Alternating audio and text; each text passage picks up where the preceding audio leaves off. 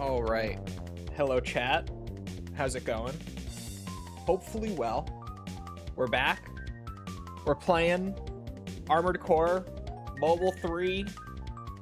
We have a 100% to do. I am looking forward to this one because there is no documentation on this game. There's just not. But while I was doing the review, I tested things. I figured out how it works. I know what needs to be done. We're all good now, right? It's smooth again, I think. Should be. I believe it should be. So it's like Survivor 2. It's like Survivor 2, but simpler. It's because it was lost media until last week, to be fair. But yes, okay, good.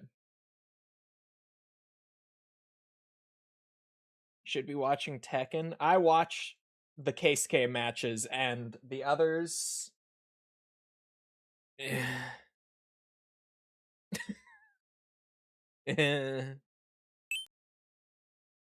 Everyone else, and this feels insane to say, but this is genuinely like the current state of character balance and all that in T8. Bro, all of them were just mashing buttons. Like, I was watching it, and then I stopped watching. I've been keeping up with Case K's matches, but that's it. Case K has been going crazy with the Kazuya. Is he out? Or is he still in?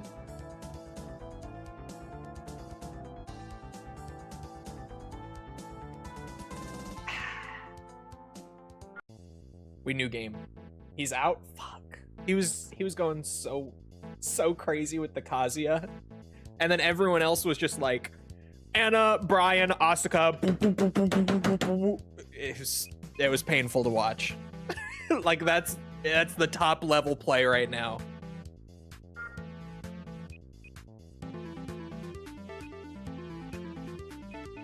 Here's the menu, chat. Take it in. Sorry, I was on a Tekken rant. He got me going.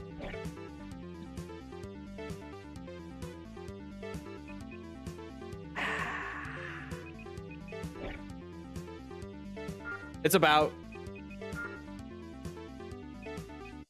what you'd expect. The menus are nicer than in mobile 1 and 2. It was Yoshi versus King and they didn't spam. Yoshi didn't spam? I'll check it out. I'll see. Alright. This was considered lost media, so we're playing it. Yeah, with all of the Armored Core mobile games, they were Japan-only releases. They were only out for like a couple years. And then they were just lost. Like, once those old phones went, these were just not available anymore. Which is why Gmode's ports have been fairly significant. I think I finished the game at like 80% during the review. And then I was testing things and I got up to 86, figuring out how it all works. But let me wipe that. Start us clean here. I'll probably Google Lens the story just so that I don't sit here reading it like an idiot. I've talked about, you know, I can understand it for the most part, but like with the reading speed of a toddler. Oh fuck, my phone is plugged in, so this is gonna be awkward. We'll Google Lens it for convenience. Reconnaissance unit, welcome. Translates saying welcomes, but grammar on Google. It's from Orion. The client is Orion. Operational area, home plateau. Mission objective, destroy enemy reconnaissance units.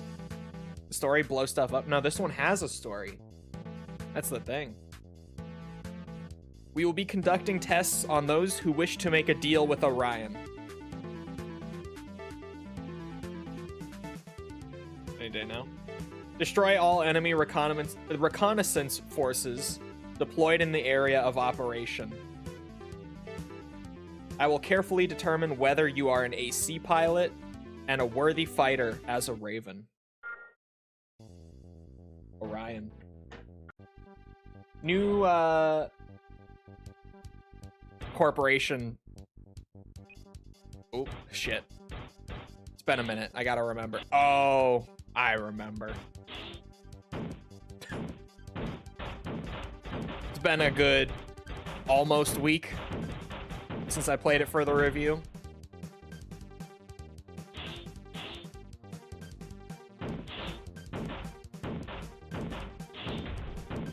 Plays way better than the first two. Nothing big there. So, all that we're actually going to have to do here, from the testing, I could be mistaken, but I'm fairly certain that all we are going to have to do is that second to bottom thing is the mission rank. I got a B. We need an S on everything. Because the S rank will get extra parts. Like that one for the B rank. We got the good old EOS core, bigger core. Well, that was a mission. It literally, story-wise, is just your test to see if they will actually work with you.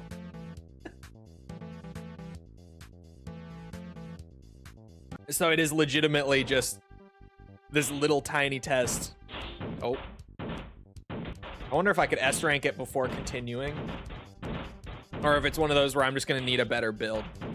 Well, I'm not going to S rank it taking damage like that. Big guy core. You know it. I got it up to an A. So the top one is damage taken. What's that second one? Oh, number of bullets fired. I was like, what the fuck is that? Third is accuracy.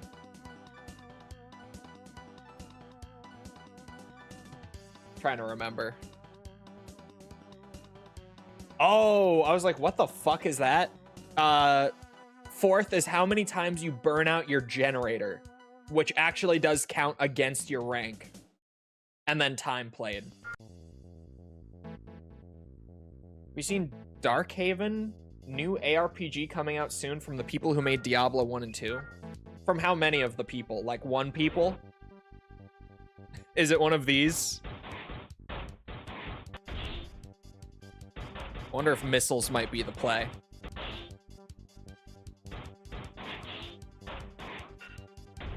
So control-wise, it's got this weird thing where you have to double tap the direction to just horizontally boost. Ah! Missiles were the play. It says many of the original creators. Okay, so we got like 3 of them. And you see we got another part additionally, which is a back unit. It was like, how do you spin around? That boy.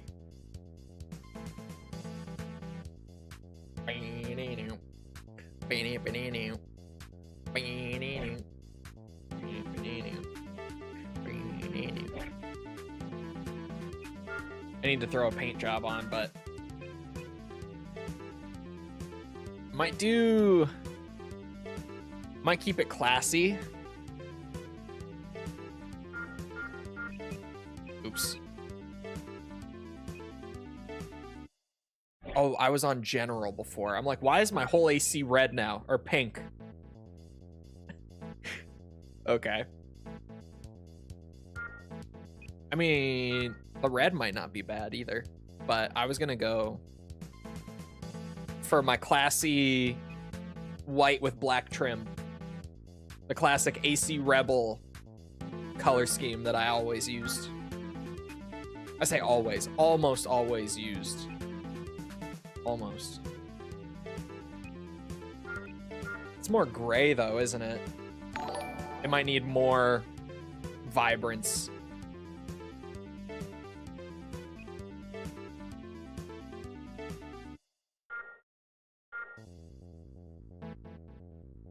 Yeah, it does. It needs more. I feel like 200 would be overkill. Like that would be super bright. But the colors always vary in intensity between the games. See 175? That's better without being like pure white, you know? Let me it's easier to tell once you have it on everything instead of 2 parts.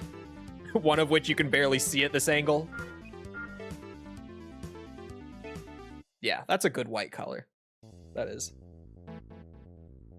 It's very oversensitive if you hold it and start letting it fly in a direction. Like here.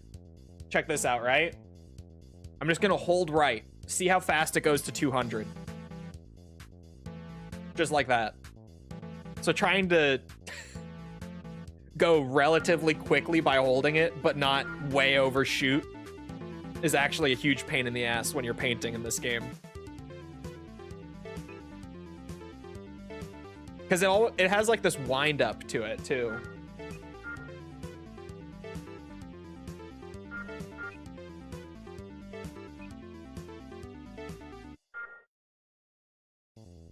The dual slot cannon that can melt souls away. That actually probably will be a great reward to have gotten this early.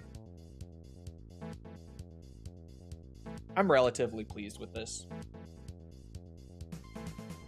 Yeah, that's what I was trying to avoid, is a lot of the time in the older games when you just max out like either to 200 or 0, you lose all of the texture because it literally just becomes pure white or pure black. You lose all the little, like, you know, shaded bits and stuff. How many missions are there? 16, I believe, in total. There is a mobile 4. They're also, I don't think they're going to do this one. Because, well, okay. There's also Armored Core Online, it was called, which was another mobile game for the Nokia phones.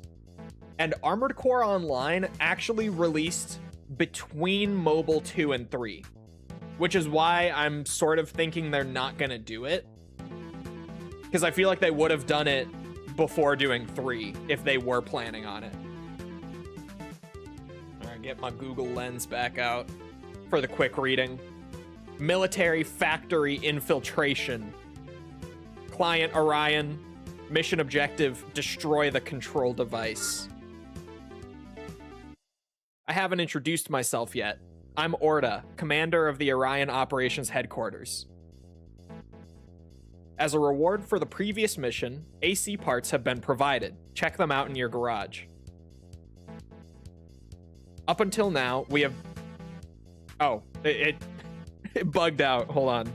It's rearranging. I can't decide with the grammar on this.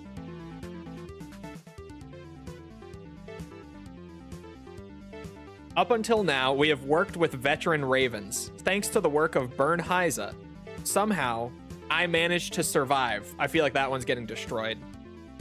That one definitely got destroyed. I don't know what the fuck that was. Checking the 3 mate... I think they were trying to say that they used to be a veteran Raven, and thanks to Bernheise, they survived. I was like, what even is that? That's what that was supposed to say. Checking the 3 major companies and more, repeated clashes with Nevin highlighted the company's lack of military strength, as in Orion. So even though you're a newcomer, we at Orion would like to offer you as a weapon to work on the front lines, would like to make you a weapon. Translator is very confused. The grammar's hard, to be fair.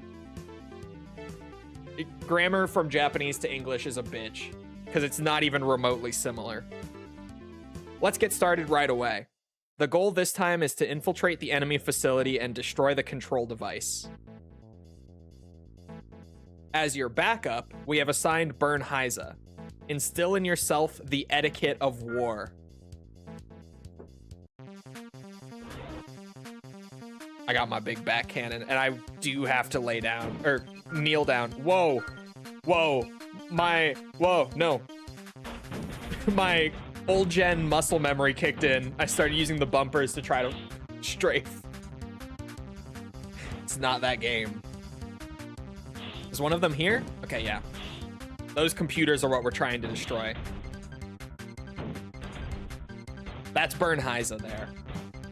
I'm not going to be able to read that stuff fast enough. When I played for the review, I had to play a mission and then go back through my footage afterwards to be able to pause and read the mid-mission dialogue. I'm not going to be able to read it live.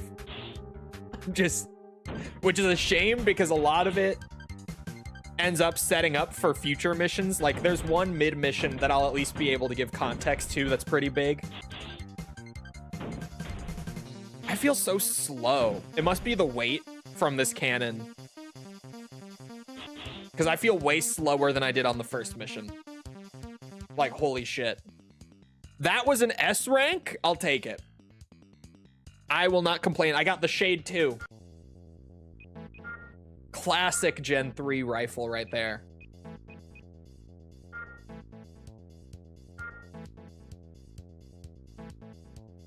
classic Gen 2 rifle.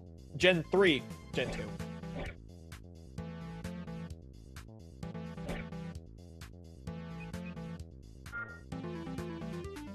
That's a way better translation. We have managed to survive thanks to the efforts of veteran Raven Bernheisen. That's way better.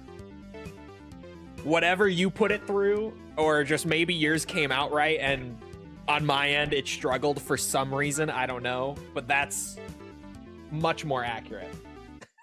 much more accurate. Because that confused me. I was like, I don't even know what this is trying to say. Destruction of supply facility. Client Orion, mission objective, destroy the energy tank. Operational area, Gren's supply facility. I should say the operational area.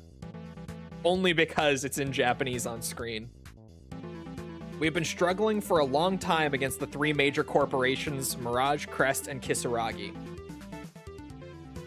So at Orion, we are currently in the process of merging the power of Nevin as a first step in fighting against them. As a part of this operation, we will occupy enemy supply facilities in order to halt Nevin's movements. Advance ahead of Bernheisen's troops and destroy all the energy tanks within the facility. Until enemy resistance begins in earnest, I want to take advantage of even the slightest opening. Let me see your arm.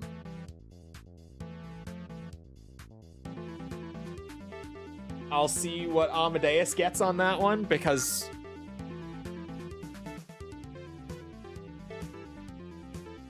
my arm.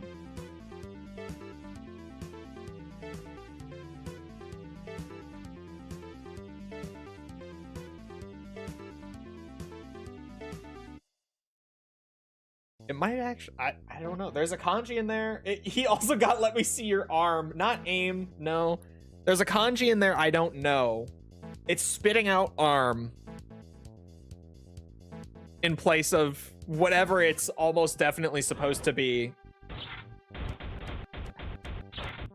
I used to have an app that was like you could take a picture and then highlight the specific. Oh, I got rid of my missiles. All of my weapons are energy. Oh god, what have I done? I've actually shot myself in the foot here.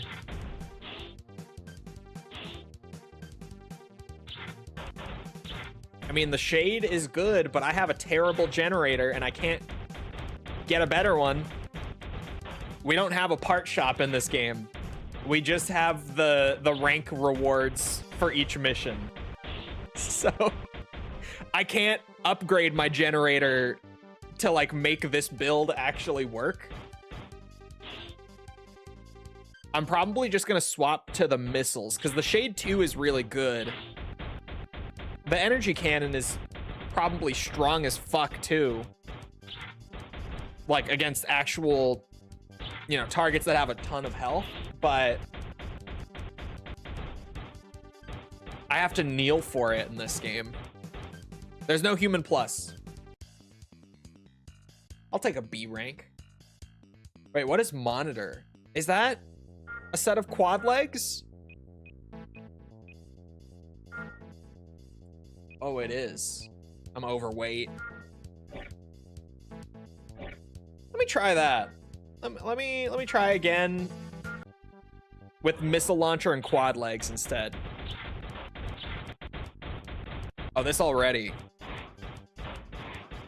My strafe speed on these bad boys, so much better.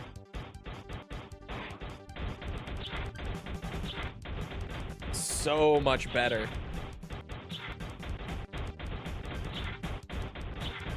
Oh, I burned out my generator. There goes my shot at a decent rank.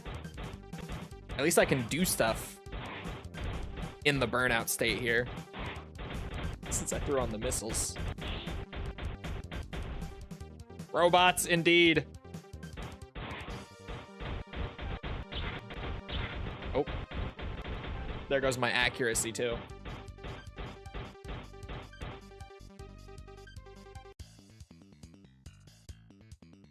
I got a B the first time. Um,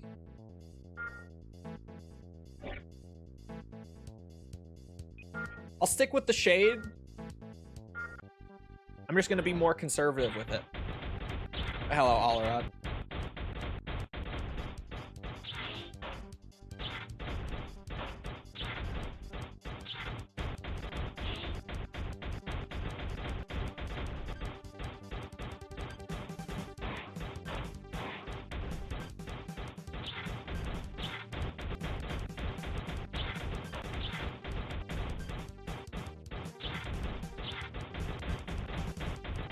Yeah, this thing zooms in comparison to Nexus or what have you.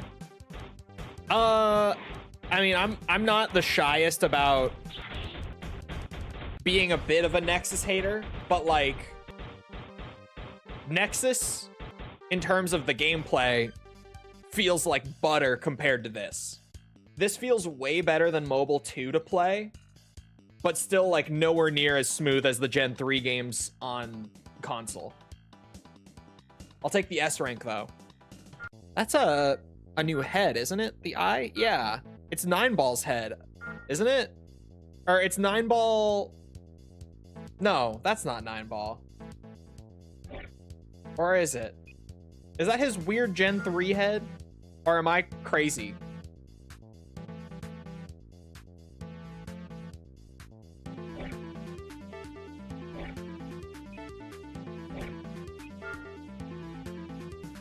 This JP exclusive phone game. I think he just means Armored Core, not specifically this one. Although this is built off of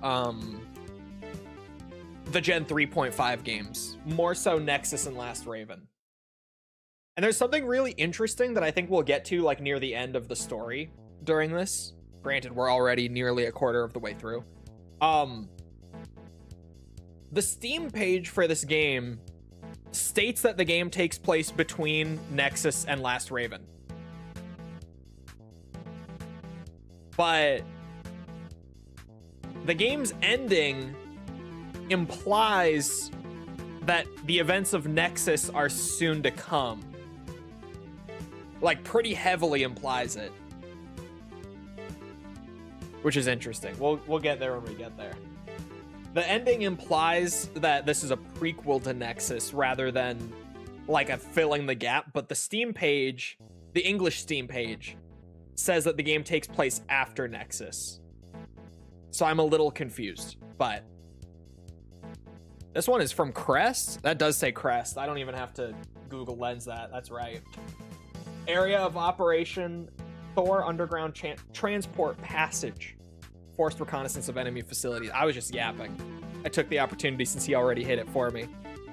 The Bernheise unit has successfully seized control of the Grenz supply facility. With this, Nevin will not be able to move their troops easily. Everything is going according to plan. As for the next operation, Crest has requested that we scout the underground transport route that serves as Mirage's tactical base. Crest is the biggest enemy company to Crest is reaching out. It rearranged on me. Yeah, scratch the whole thing I just said before. Crest is reaching out to various forces in an attempt to prevent its biggest rival, Mirage, from getting ahead. This means that we, Orion, have been chosen to be a part of it. In any case, it cannot be said that our military strength is yet sufficient. There's no harm in showing your gratitude. I saw, where is it? Nepenthe. Nepenthe. That's a mistranslation of Nevin. It's a misread of Nevin. In case it happens again. For those using the chat subtitles that come a second later. Bernheise's name, I'm sure, comes out weird here and there too. Although maybe not. Well, Nevin's is weird because it's oh, I burned out. I'm an idiot. Oh. I'm being told to just boost past the enemies and to not fight them.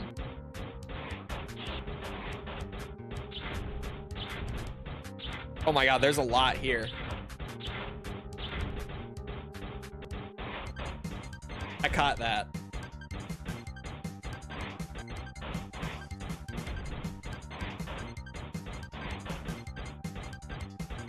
Jesus, my AP disappeared. All right, what's my rank? Less than 1,000 AP. It's gotta be good, right? That should not have been a B rank.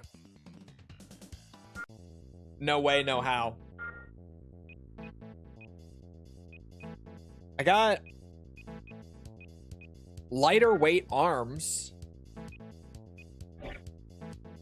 which can't hurt.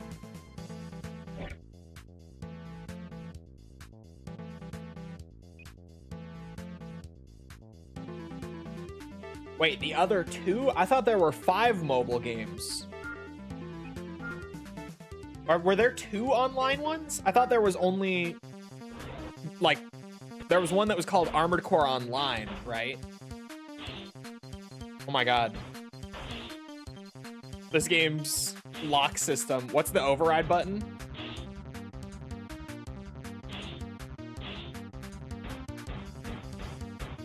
That's the override.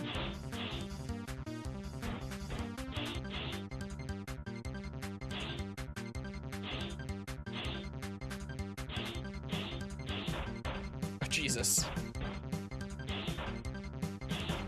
I made it with about the same AP. That can't be any better. Okay, the game thought that that was better. Okay, just make a... There was a standalone expansion called Cyber Arena. Oh. This is the first I've heard of this, of Cyber Arena. Interesting. I was just saying that I doubt we'll end up getting those. Like, considering A, that they already skipped over online, and B, what's it? Sorry, I'm trying to make myself the lightest I can be.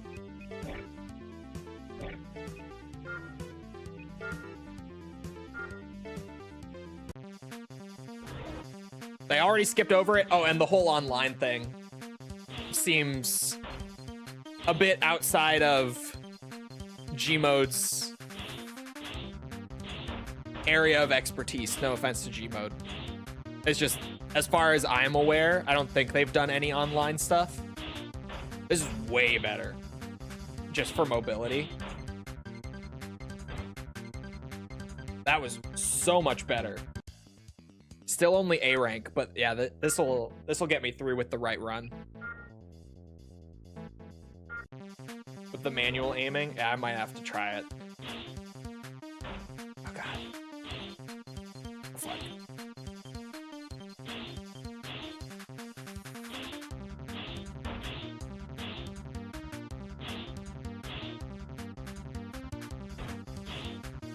Don't mind me, just getting a tiny bit of energy back. That's fine. That's not fine.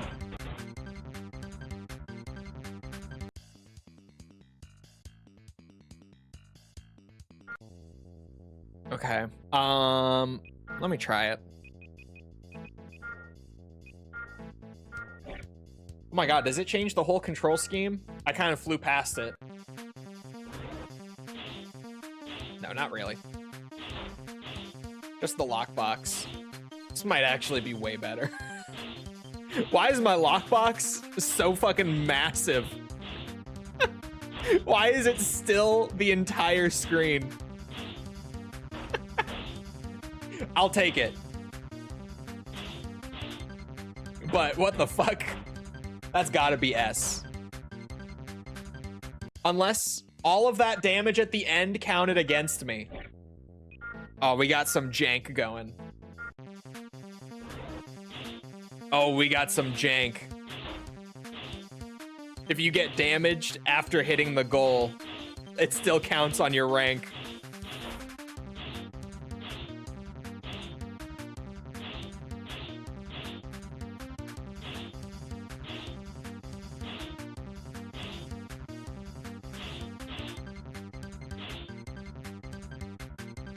There we go. There we go. No parts for that? That's fucked up. No extra parts for it. After all that. Oh, but still way more percentage. Okay.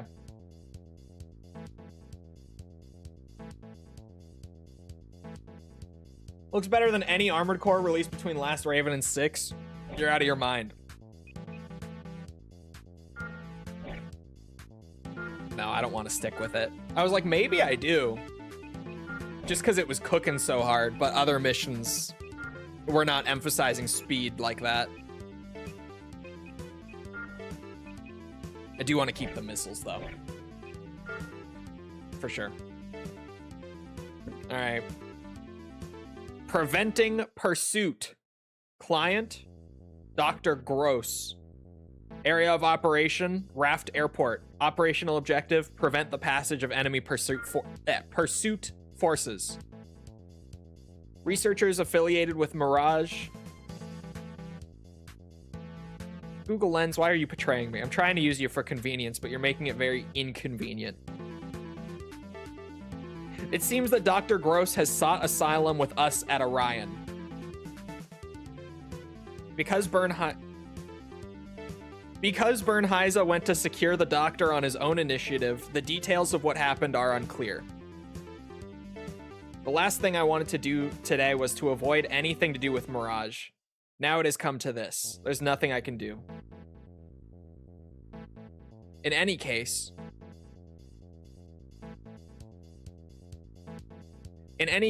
what the fuck? Some of these translations it's spitting out are just straight. Ah! What? It spat a better one and then went back. Okay, I'll just read it. Anyway, Bernheisa is a valuable fighting force. We can't afford to lose him. Give or take. We can't afford to lose Bernheisa, who's a Yeah. See. Please go and assist him immediately. However, if you go there in person, you'll only end up being a hindrance. Rush to Raft Airport adjacent to the scene and stop the enemy pursuit. Make sure you bring both of them back. This Google Lens thing can be a little wonky.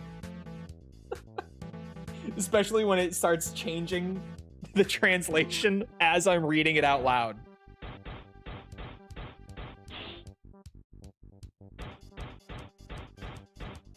Maybe I should just be using it in picture mode instead of like the live camera mode.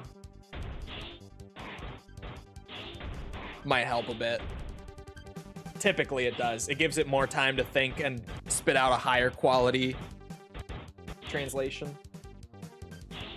I loved watching Cleric play this while I was editing my video.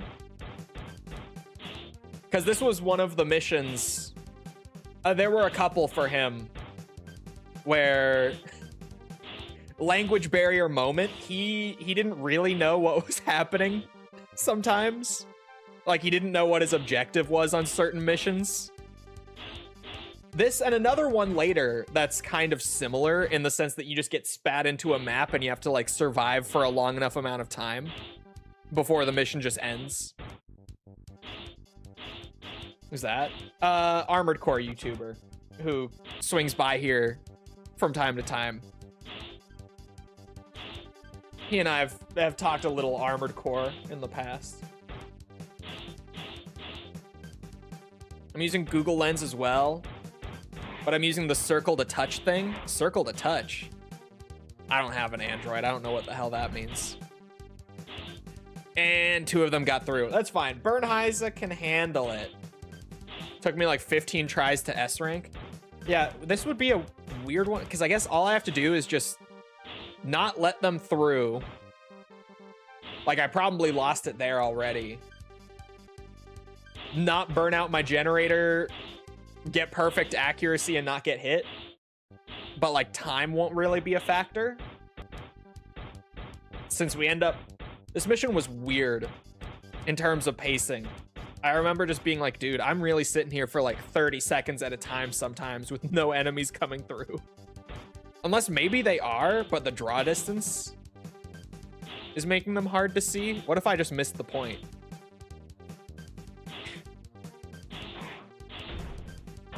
Oh, ow. Oh my god, wait, 2 of them did just slip by. Oh, I burned out. I think I just failed it. Yeah, I did.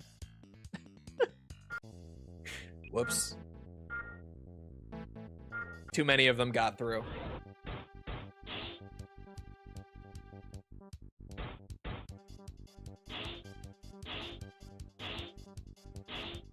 I've read on another YouTube video that the timer's a bit screwed up. The timer is a little bit off, actually. But I'm not sure if it's entirely like the timer is off. Oh my god, they got by so fast. Or genuinely, the game might be running too slow. As weird as that might sound, because each second in game is more than a second in real time. And the game feels like a little choppy and slow, you know? So genuinely, it could be a port issue where the game isn't running at the proper speed. I don't know. I don't have a Nokia phone from Japan with Mobile 3 on it for comparison. So I can't really say if it's a game issue or a port issue. But it could be either.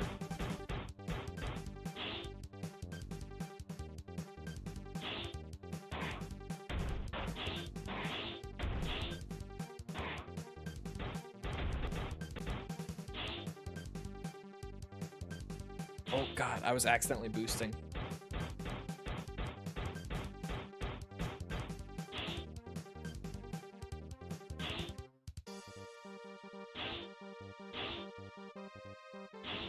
Any helicopters?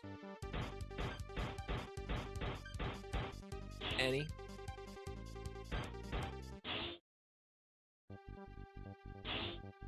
It's weird. There are some long ass pauses. It's as I remember it. It makes you definitely feel like you're doing something wrong.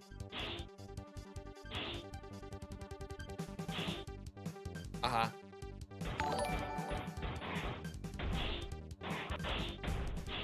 Oh, shit. Oh, I accidentally boosted. Oh, son of a bitch. The boost mechanics in this are awful. The double input to boost, like I even control it on the D-pad just to try to minimize it. It at least is less frequent using the D-pad than it is on the thumbstick, but holy shit. I still accidentally boost all the time, and then because I'm trying to shoot stuff, I don't realize. And like before I know it, I'm burned out.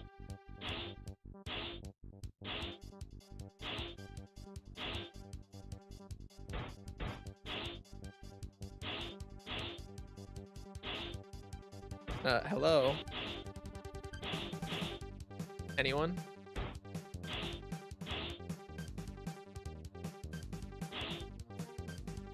There. Oh my god.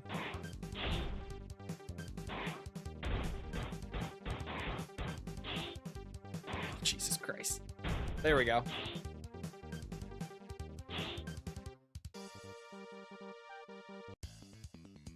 Hey! Shit.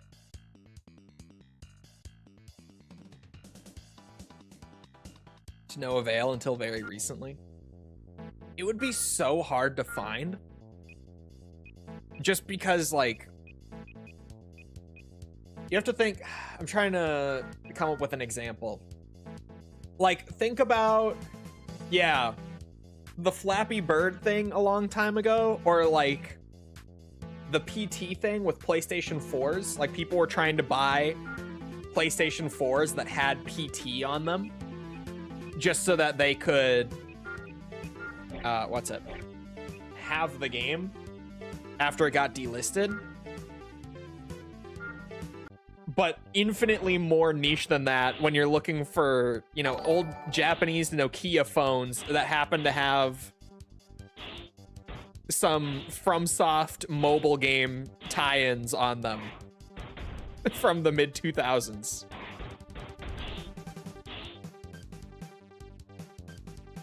Shifted back to the mobility build since I'm just doing missiles. You have a better generator? Nope. Not at this point. We haven't gotten a generator yet.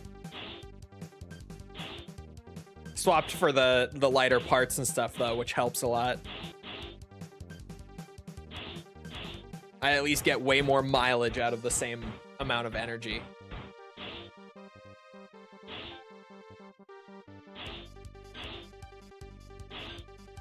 Yeah, like searching for an iPod with Ace Combat XI. What was it called? XI something. I don't remember. People are like, yeah, bro, just do the video on it. I'm like, you don't understand. I can't get a device with that on it. Like, even if I wanted to, it's just not within reason.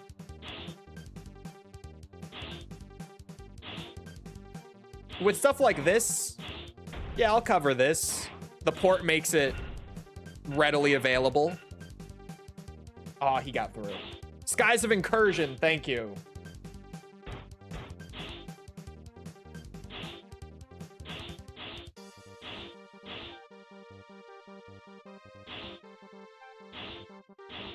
You still nervous about Wings of Thief? Definitely. I am, at least. And every time I say it, people get so pissed. Because, like, I get it. It's been so long since the last Ace Combat game. Like, the last thing that people want is for creators like me, you know, when discussion about it comes up, to be like, I don't know, you guys. I think there's decent reason to be skeptical going into this one. Like, that's the last thing you want to hear. But man, I've gotten torn apart every time I've mentioned it. But like, even more so now that we know, like, the game is going to have some form of loot boxes in it. We know from multiple rating boards having already, you know, put their rating through for the game and mentioned chance-based in-game microtransactions. In some regions, the game has even gotten like a mature rating or their regional equivalent purely because of the loot boxes being a part of the equation. It's garnered a higher rating than Ace Combat games have historically had just because of that. So, like, we know that there's some sort of, you know, maybe not loot box, but some sort of microtransaction in the game that doesn't guarantee that you get the thing you're hoping you'll get when you pay for it. We know at the very least that something like that is involved somewhere. So that has only added to some skepticism for me.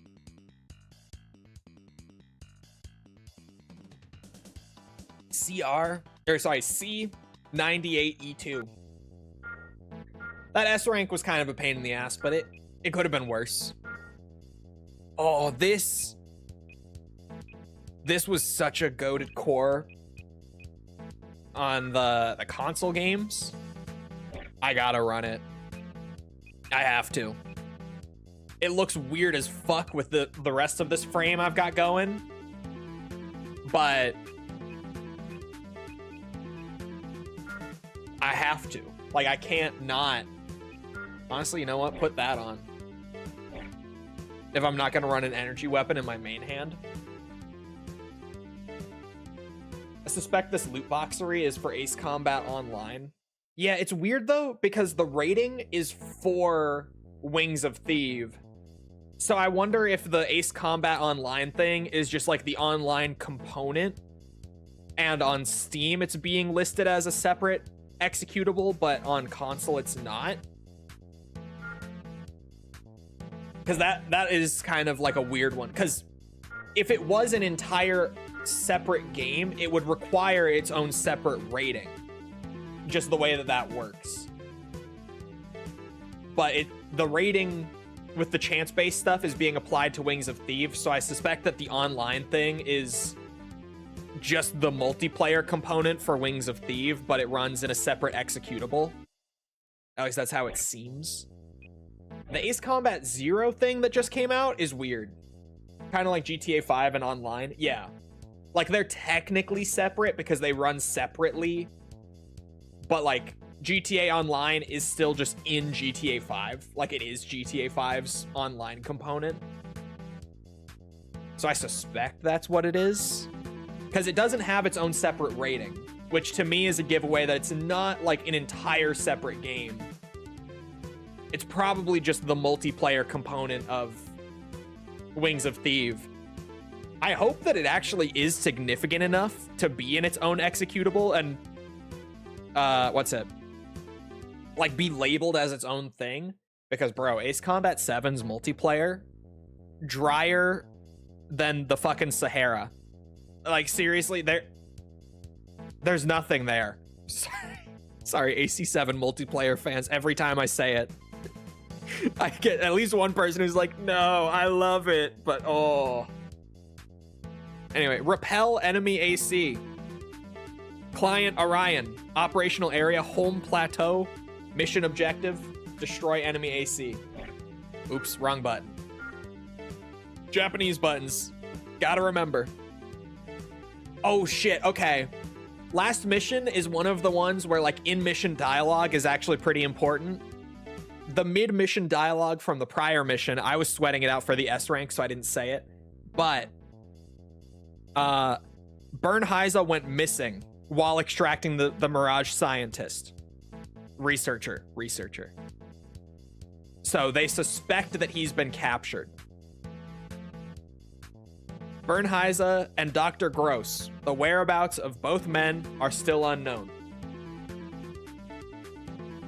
Alternatively, it is thought that they may have fallen into Mirage's hands and a separate unit is currently searching for their whereabouts. Furthermore, an AC belonging to Nevin was spotted invading the home plateau. It is not good timing. Now that Bernheiser is gone, the only force capable of opposing them is you, fellow Raven. Immediately deploy and destroy the enemy AC. I bet you my energy cannon is actually... Oh, if it can hit... I was like, this is the thing that this is meant for. Oh my god, it's terrible! Oh, I'm heartbroken. It's awful. Fuck, man. You serious? That's so bad. This also can't track him. Why are you so fast? Slow down. Slow down. Oh my god. Bro, it uses like half of my energy reserve just to not hit. Oh, I gotta hit there. Maybe with some tactical use, it can be... Yeah, I don't know. It's not looking great. It's not looking great for that thing. The machine gun also is just going to destroy my rank because of the accuracy. Oh, fuck. And I burned out again. Son of a bitch. This is the worst build for this I possibly could have put together. Oh my god. Would the auto aim help? I feel like it's just the trajectory. Let me try the default controls. Let me see. Yeah, no, the weapon is just terrible. Oh, I got a hit.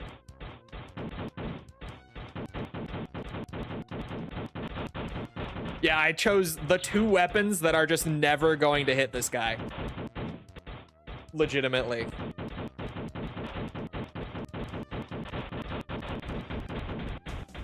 Oh my god, the damage is insane. Because I hit him with what, 2?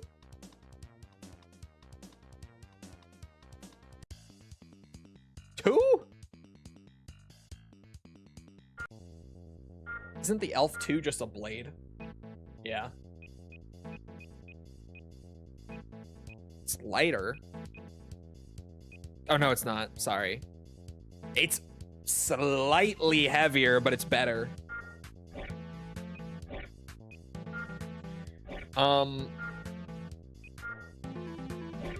Honestly, if I just only use it at the exact right moment, the energy cannon might be the move.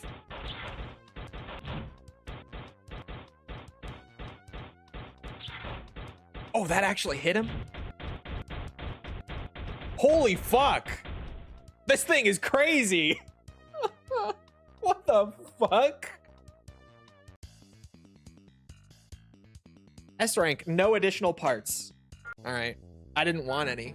FromSoft.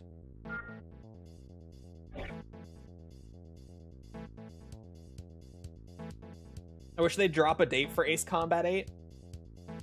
Wasn't that 6 of 16? Yeah, 6. That was the 6th one.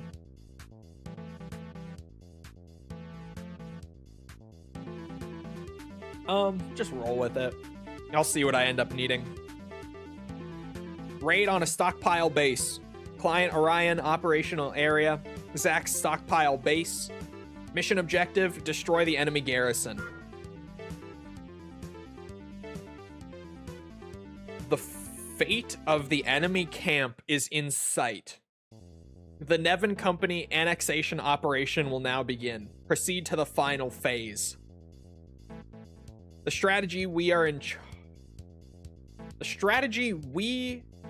charge of is the goal is to take control of the Zach's storage base, one of the enemy's central facilities.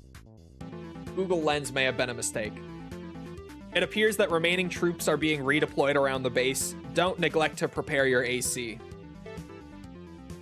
Unfortunately, the whereabouts of Bernheisa are still unknown. If so, the annexation of Nevin will be a celebration of his return. This was definitely a mistake. Sped things up a lot, but Jesus. The quality of the translation. I feel like the machine gun is just going to be terrible for ranking. Like, for doing high rank. Which kind of sucks, because, like, machine guns are fun in AC games. Oh, I burned out. God damn it. Accidental boost got me. As always.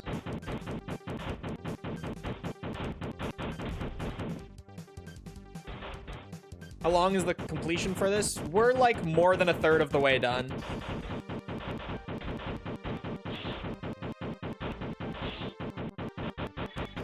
There's more content here than in the prior 2 mobile games, certainly.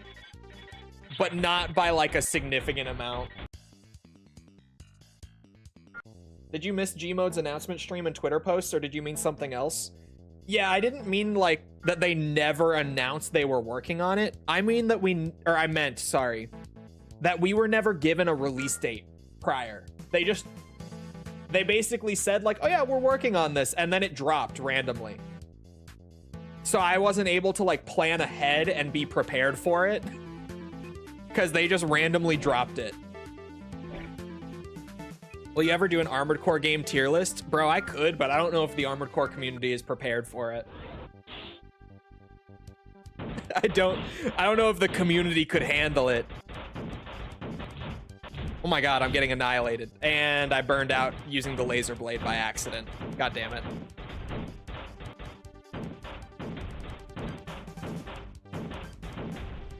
This rifle's also not great. I'm realizing. Seems better in the earlier missions. I was like, oh yeah, this thing's actually solid as fuck in this game.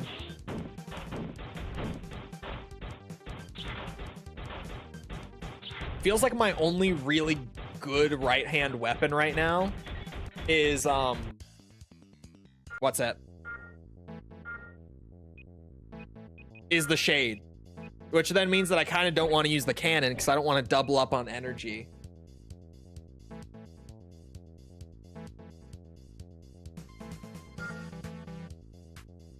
This game had a peak of like 26 players thanks to no marketing. I also understand why they won't market it. Well, Gmode just does a ton of restoration ports like this, like, in fairness. So the reason that Gmode never really markets much outside of, like, their live streams that they do every so often, where they just show off a bunch of stuff that they're working on. And then, what's it? They do, like, Twitter posts announcing games and announcing when they're released, like, the day of sort of thing.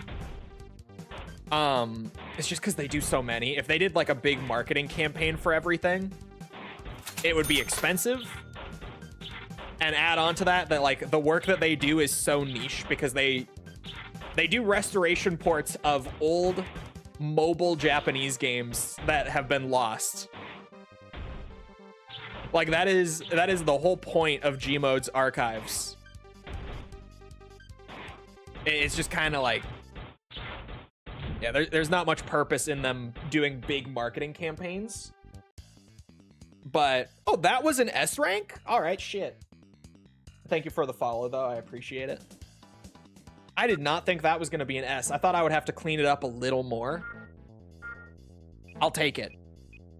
What did I get? Oh, my bad. I didn't pay attention to the name. Oh, is that the chain gun? Oh, I did not S rank this mission. 6 of 17, 6 of 16, 7 of 16. I appreciate the effort. I don't think I've heard of them aside from AC mobile ports. They literally just port old, like, lost to time mobile Japanese games. It's a small Japanese company that, like, this is their whole thing. This is what they do.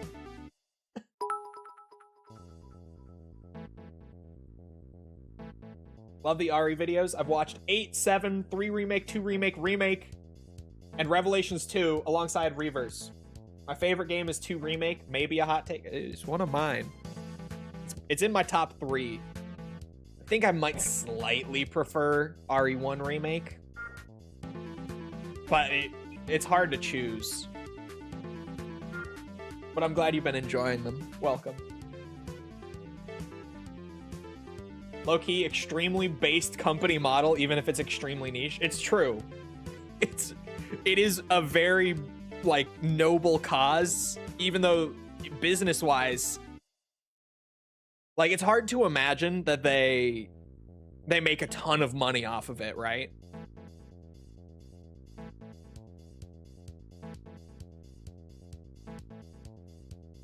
Marketing all that would be excessive, yeah. Anyway, laboratory invasion. Client Orion. Area of operation, Lauer Laboratory. Mission objective, forced reconnaissance of enemy facilities. Valuable information has been obtained about both Bernheise and Dr. Gross. A separate unit reported that suspicious activity had been spotted at the research institute where the doctor was employed. Alternatively, it is possible that the perpetrators themselves are hiding in the area. Enter the facility and assess the situation. Although no activity has been carried out at the Institute in years, it remains under Mirage's pickup control. In the arms of the current largest power, you will have to jump in. Be careful.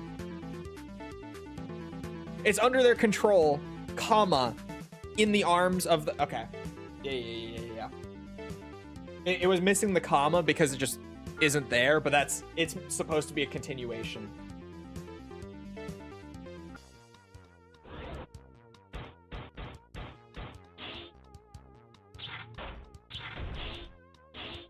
All right, let's try this chain gun. Oh, I burned my generator. I thought I would be fine.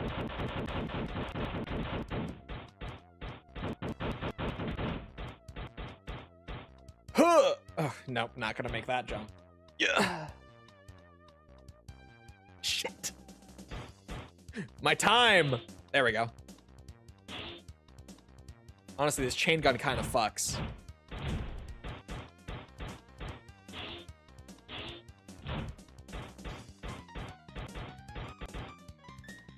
As does the music in this game.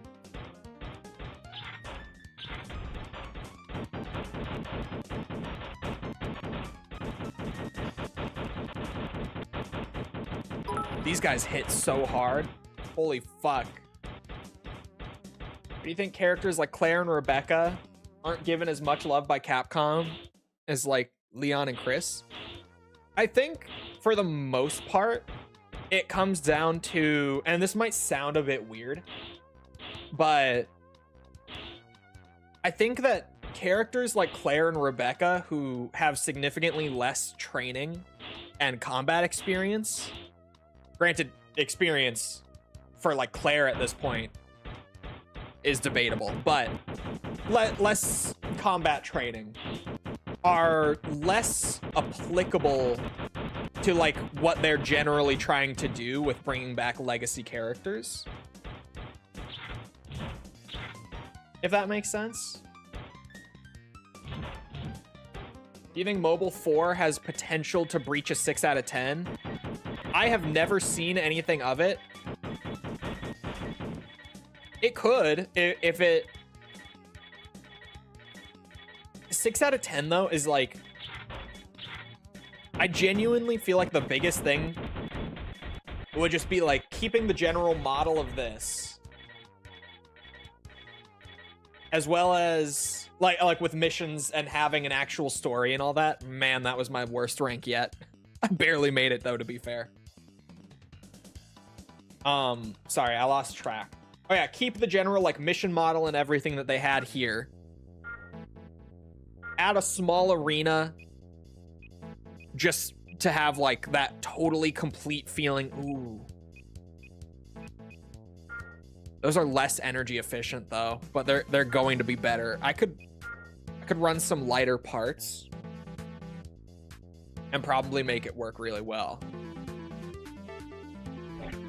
Let me try that with the chain. Hold on. Not with the chain gun. With the missiles. Again, the missiles in this game are just so good because the tracking is so good on them. Oh my god, yeah, we're zooming now. See that booster switch with the lighter parts to offset the energy consumption? That's a lot. That's a lot of boost power. That is some speed right there.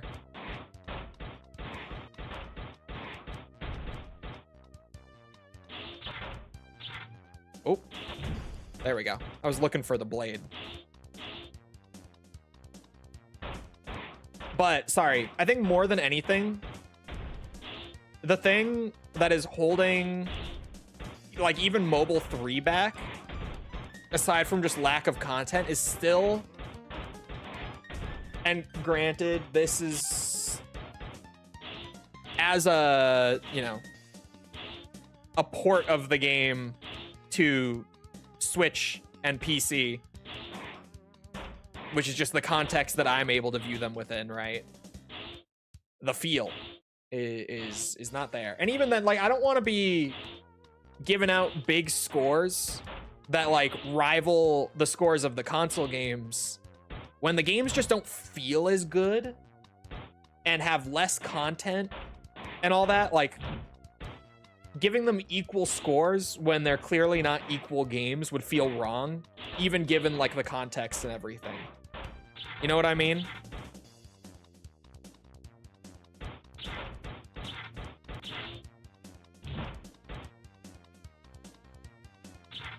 Because, like, some of the Armored Core games that I enjoyed less on the consoles got, like, 6s. Or... I think I scored 9-breaker lower than this. I think I did.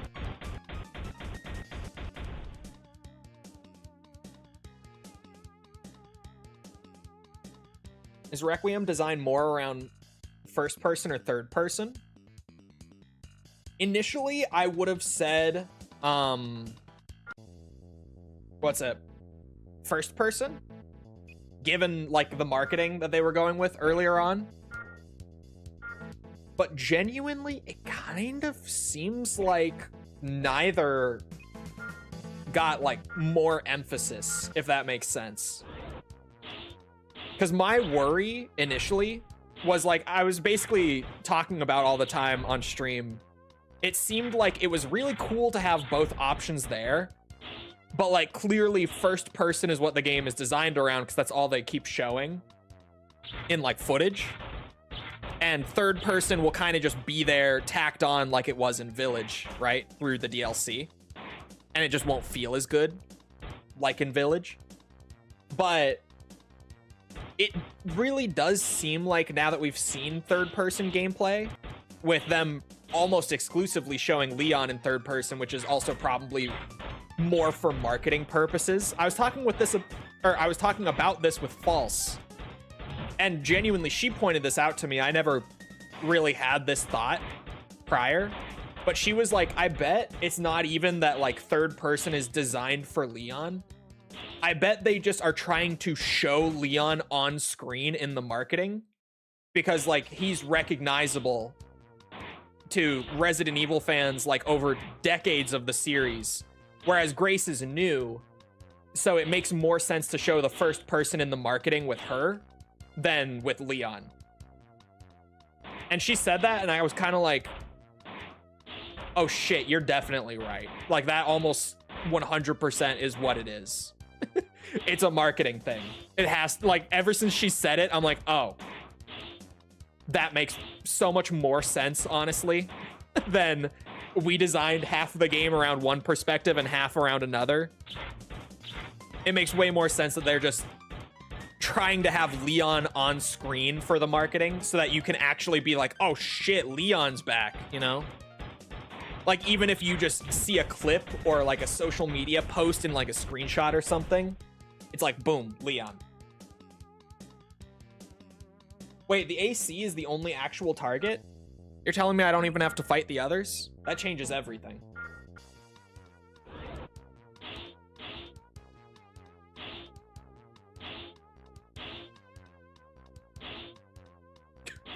Zoom? Oh, shit.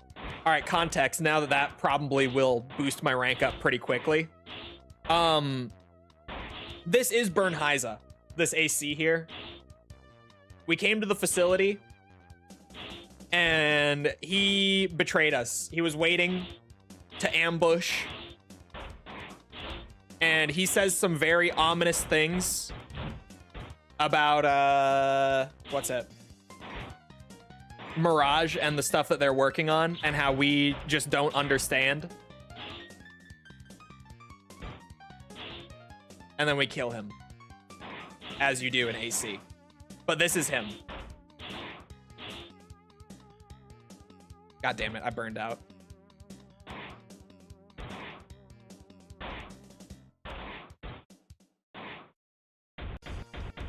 You know, I might want the energy cannon, actually. What happened to the story plot in Village where the BSAA was using bioweapons? Is that unresolved, or was it resolved off-screen? I've seen people saying that it's unresolved, but I mean, obviously, we haven't even gotten the next installment yet, and that was something that was literally dropped in the final cutscene of Village. So I'm personally expecting that that gets picked up on in Requiem. Pretty clearly, I think that, what's that? We've only really seen stuff from the first couple hours or so of the game. I think it's reasonable given the split nature and like the two games in one nature, that even though Resi games are typically pretty short for the most part, I don't think it's unreasonable to expect that this one will maybe be like 10, 12-ish hours long. God damn it, I keep accidentally boosting.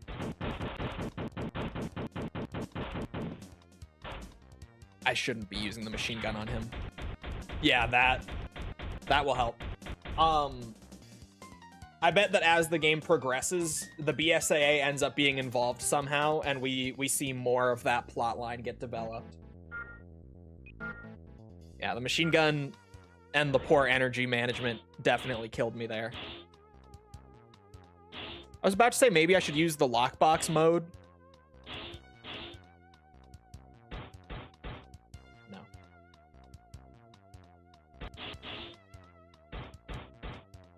So maybe Jill will return. I could be mistaken, but I don't think Jill works with the BSAA anymore either.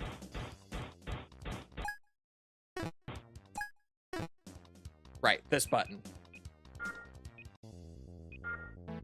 I was like, where is my restart mission? There.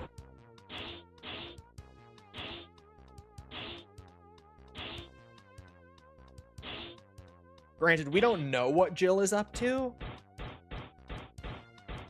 I would assume that she's not with the BSAA anymore either. Given, what's it? How close she and Chris are. Like, not even just personally, but like values-wise and everything.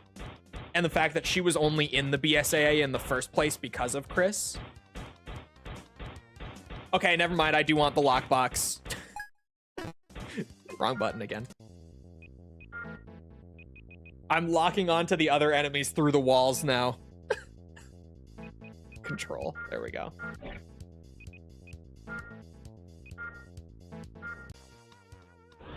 I would bet that Jill probably also left the BSAA around the time that Chris did.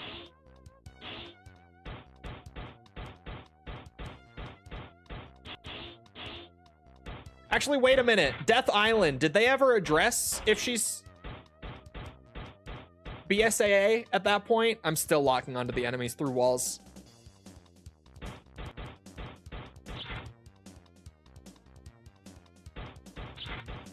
Oh God. This can be done better.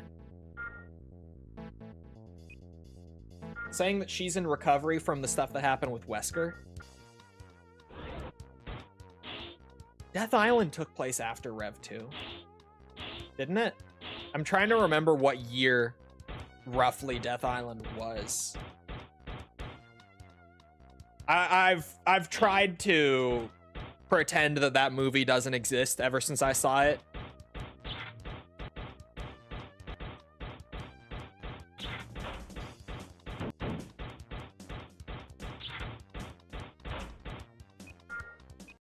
Okay. The strat is definitely to just wait until he drops to his knee.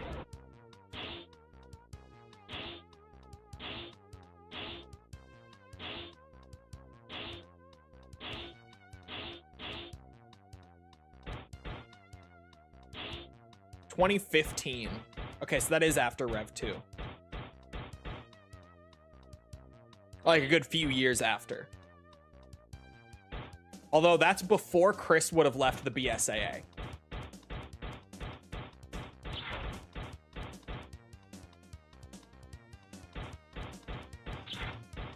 Oh, see, I fired a shot early. There goes my accuracy. Brother. Okay, I do just need to wait. All right, hold on. I got this. I just have to do it right. I keep, like, forgetting that I do need to lock on when he kneels, because otherwise it goes over his head.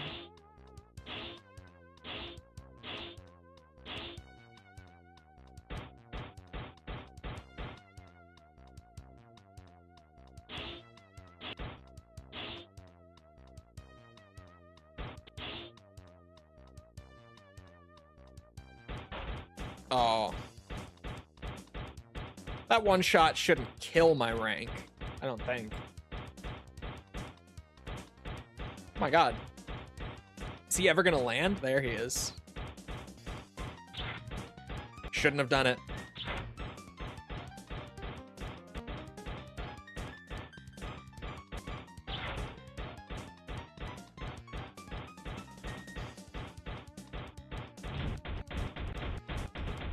What mission number is this?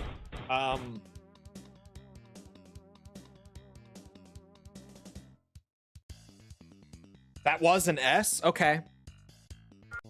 What's the LF93? What is that? Legs. Oh, shit. The heavyweight quads. No wonder I had no idea these were here. That S rank has to be so specific.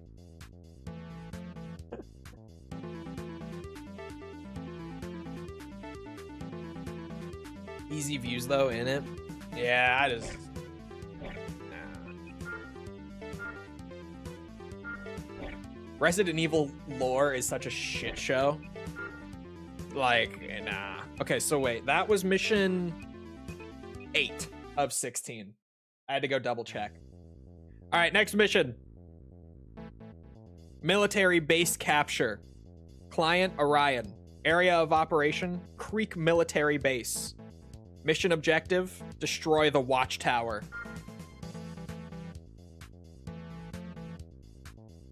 Hello. Oh. My Google Lens is freaking out. As a result of the investigation, Bernheiser and Mirage... the collusion between Bernheiser and Mirage has been revealed.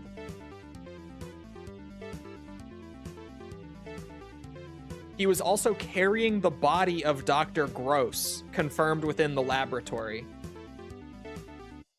I don't believe that ruling through force can change a world of conflict. For now, I just pray for the repose of the souls of both men. In any case, this invasion has made hostility between us and Mirage an inevitable reality. Our fighting strength has declined significantly, but in order to thoroughly establish our system, we will first settle things with Nevin. Invade the enemy's main camp, destroy the watchtower, and capture it. It is an all-out war. Halfway through, I think I brought the wrong loadout for this. For sure, I should have changed... Yeah, hold on. Absolutely the wrong loadout. Give me back my shade and missile combo. I don't know, these look better. These legs look better. Like, just with the overall frame. I'll use them. Aesthetics are more important. Everyone knows it. Everyone's been talking about it. Oops.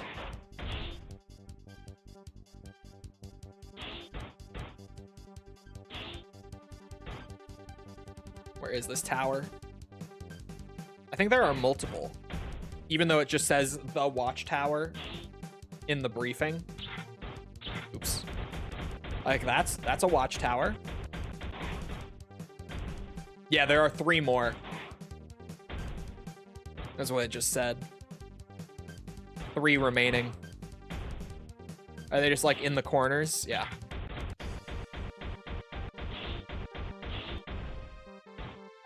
Two remaining.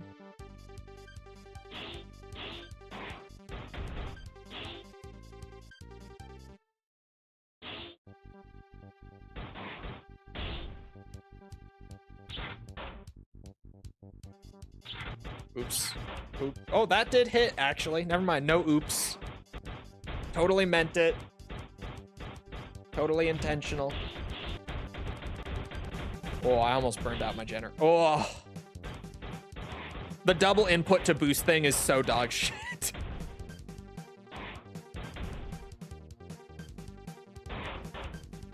Even on D-pad, man, you can't always avoid it because it's so sensitive. Like, it's not even like you have to double input like really quickly. It's just, if you do the input twice in the span of like maybe a full second, it'll start boosting you.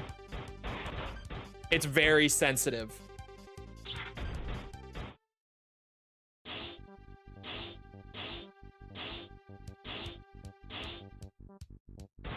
And it's especially frustrating for a game that ranks you based on how many times you burn out your generator. That was an A, though? Okay. I just overboosted and sliced the towers. That probably is the easy way to do it, actually. What did I just get new? I should have paid more attention. The bazooka! The bazooka is really good in this. I will probably end up using it for stuff later. I used it a lot playing the review because it was so good. Very, very powerful in this game. Oh my god. I'm trying not to.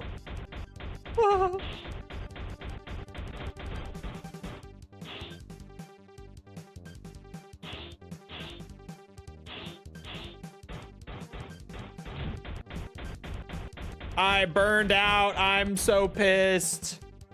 The laser blade having no minimum requirement too.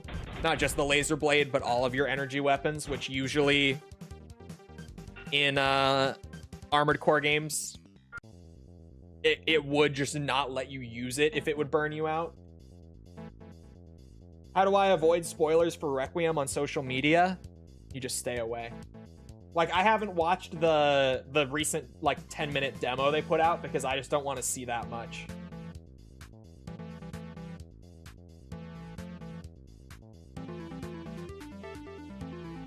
Get off social media. I mean, that would work, but genuinely just, like, anything Requiem, just don't look at it.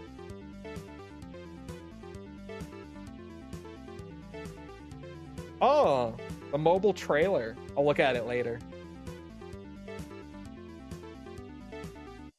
Why was OG RE4 a Game Boy or a GameCube exclusive?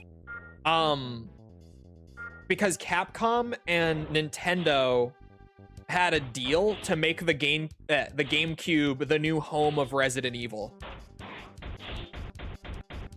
So not only was RE4 exclusive to it, but so was the RE1 remake, and so was RE0, and they ported all of the mainline RE titles from before over to the GameCube as well. So like RE1, 2, and 3 all got GameCube ports.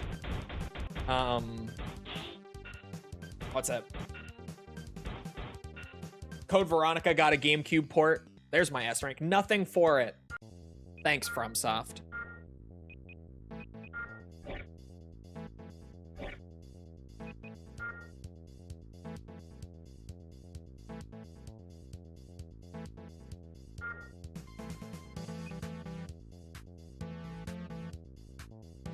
Low-High 1.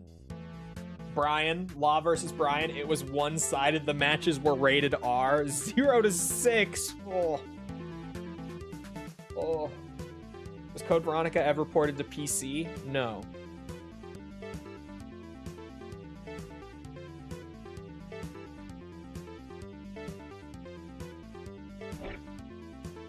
We're halfway there. That was mission 9. We're more than halfway there. There are 16 missions total. Attack on materials storage area.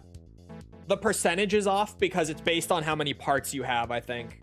Not how many S ranks you have directly. Client Orion, operation area, Kurt material storage area. Mission objective, destroy the control device. Nevin declares surrender. Our annexation of Orion. What? That doesn't make sense.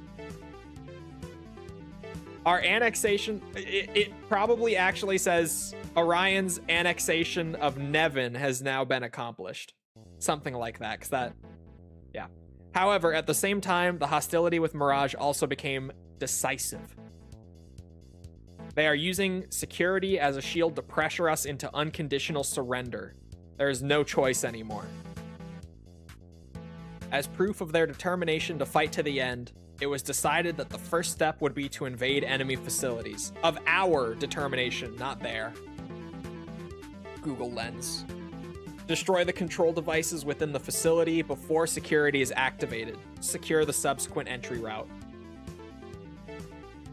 According to information from Crest, the activity limit in the facility is 3 minutes. If you go beyond this, there will be no escape.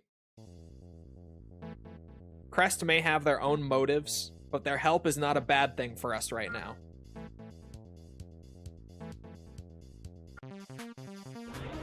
Our annexation by Orion.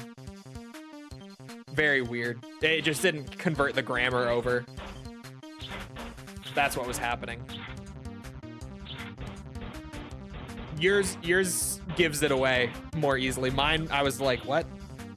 How did you even get that?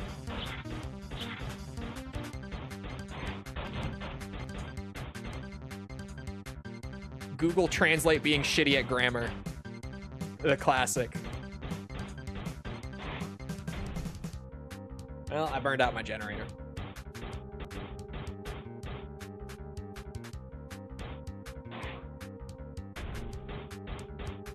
Yeah. Nothing up there.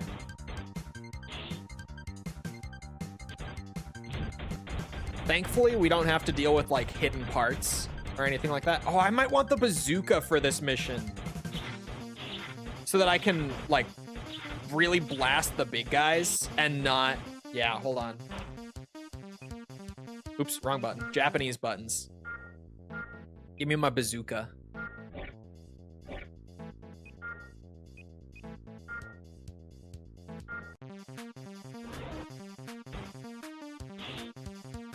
Everyone losing their minds over that new Genie 3 AI garbage. That Genie 3 stuff is so shit. I love it. Oh.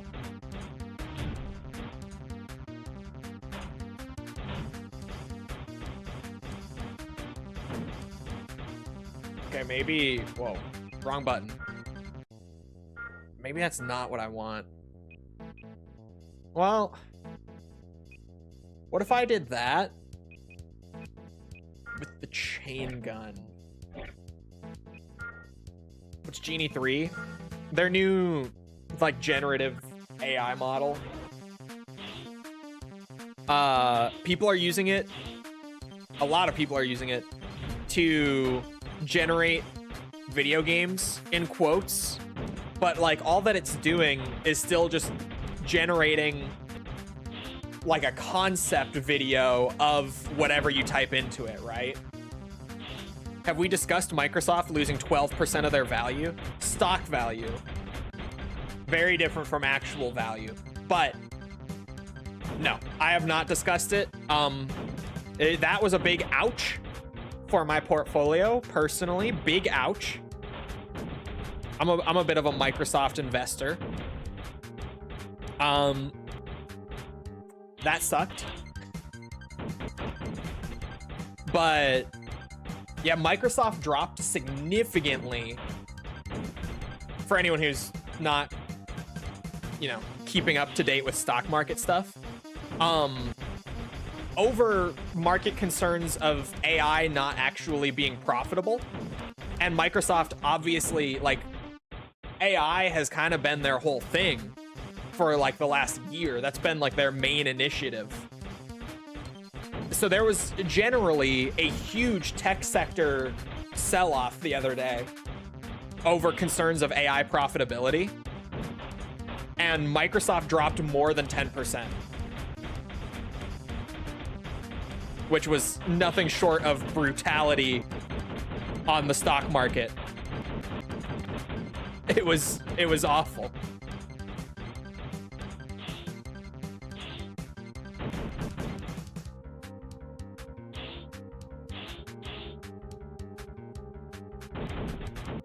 If I just have to destroy this computer, I should probably do the thing again where I just fly by everything, because this mission is brutal. Gazelle! Gazelle! Gazelle legs. Speaking of flying by everything, those will be good. Those will help. Lighten up the loadout. Let's try the zoom. Really investing in AI ahead of everything else? Yes. Which has been a huge reason why Microsoft shot up in value so much over the last year. But now that there are more concerns about profitability and such, and there was that huge tech sector sell-off, yeah, that hurt them a lot. But I could be wrong on this. I don't think they dropped lower than their value from last year. If I'm not mistaken. Easy S rank. Easy S rank. I could be wrong. Let me look, actually, because now I'm curious. I don't think their value dropped below where it was, like, pre-AI hype. But I could be mistaken. Funny number! Funny number!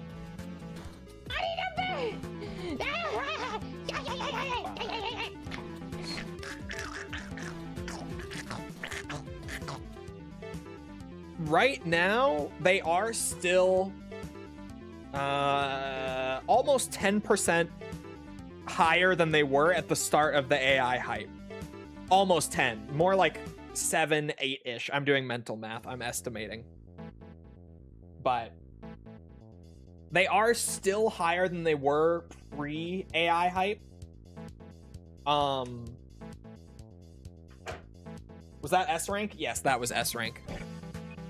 But it was a huge sell-off. Like, I'm still, all time, I've made money from investing in Microsoft, but that big sell-off the other day sucked. Because a lot of the money that I made from Microsoft disappeared. 1, 2, 3, 4, 5, 6, 7, 8, 9, 10, 11. Okay, that was mission 10. 10 of 16 done. And I have something planned for after I'm done, don't worry. An investigation by the Lauer Institute. Oh, sorry, it restructured here. Oh, I didn't... Go back. My bad. Ignore that. New weapon attack.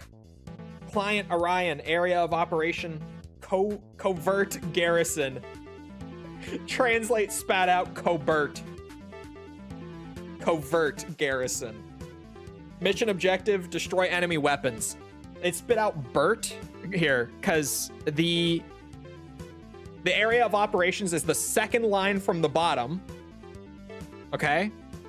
You see after the little semicolon, that first katakana is ko. The second one is be. And in Japan, they don't, or sorry, in Japanese, they don't have a V sound in their language. They substitute it with a B. So that is covert. But Google Translate just didn't put it together. Anyway. An investigation by the Lauer Institute, or sorry, according to a survey by the Lauer Institute, Mirage's activities have been revealed. At the company, in secret, under the leadership of Dr. Gross, AI weapons were being developed. However, now that the doctor has passed away, a man named Shamron has taken over the project and is rapidly achieving results.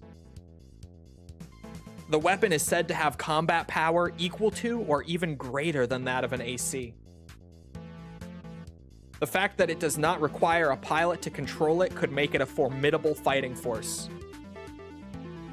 However, this weapon is a dangerous factor constructed with unknown technology that has brought humanity to the brink of extinction in the past.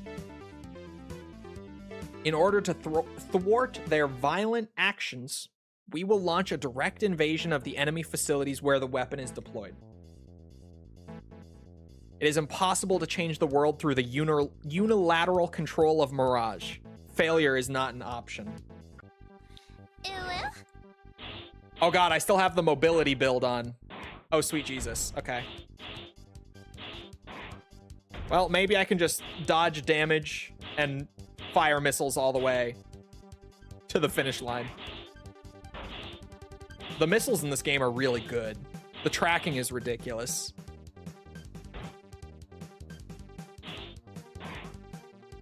But I forgot to change up my build after making it just to fly by everything. Man, you're tanky.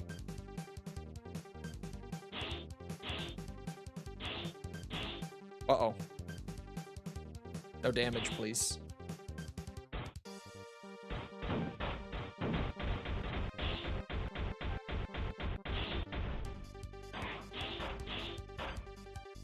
I just got hit. That was a lot of damage.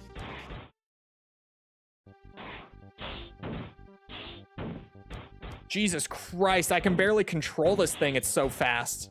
Yeah, hold on. This just needs to get fixed.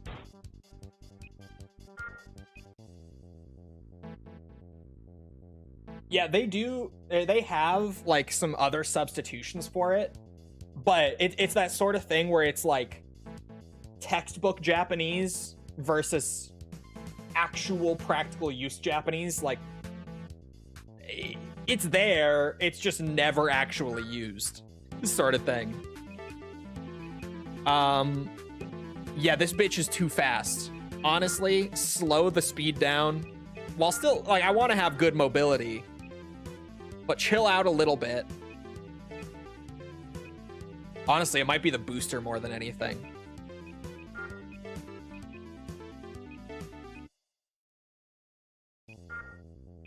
Missiles are probably still the move, and the shade is great. Like, this combo just works. Yeah, that's much more reasonable speed. Still very speedy, but like I can actually aim at the same time.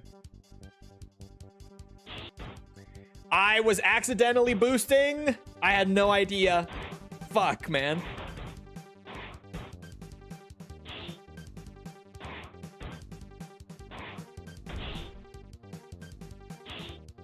This game looks fake. I don't know why. It's very real. How dare you question FromSoft's brilliance?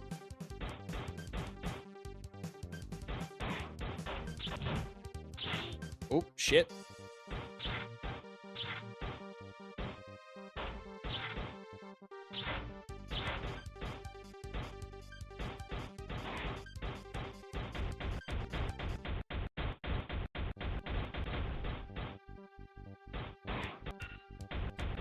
I think this is the mission where I saw the enemies like flying out of the map and shit.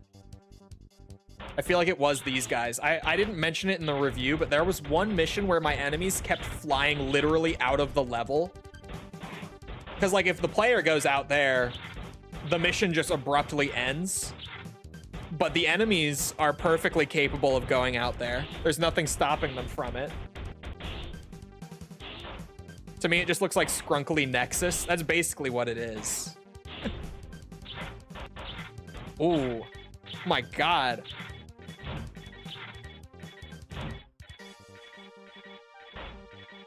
Maybe Bazooka, actually, for these guys. This run is already fucked. The Bazooka might be better. Just because it doesn't have as much ammo, but like if I land a good shot, I bet it's only 1 or 2 to kill them.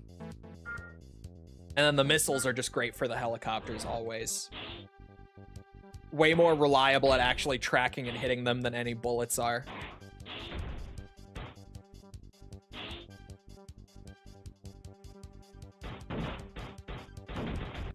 Yeah, 2 shots. Much better than the shade. And it's not using my energy, which is also a huge plus. I might want the auto aim back.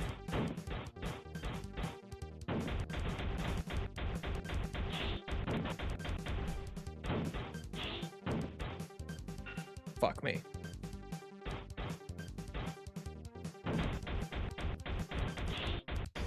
S-ranked it with bazooka and blade combo. Yeah, the bazooka seems like the move here. And then accidental laser blade whenever I get it.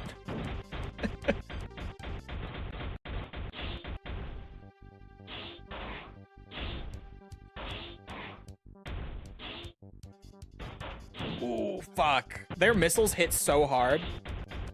Jesus Christ. And there are so many of them all in that one area over there. Oh my God, that's what you mean bazooka blade combo.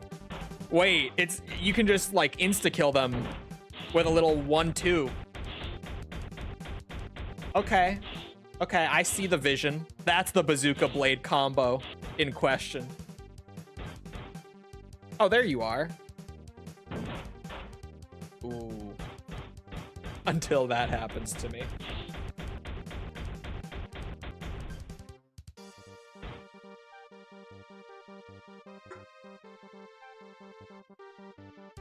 Mission with the helicopters that just kept flying away is the worst. It's not that bad, like even to S rank. You just have to get like a decent mobility build, which is kind of tough for most of this game because you're stuck with a shit generator until this mission. God bless that I finally got that, by the way. But just the basic missiles are the way to go. For the helicopters, like I wanted the auto aim, but it's fine. The generator might be enough, plus the knowledge of the 1-2.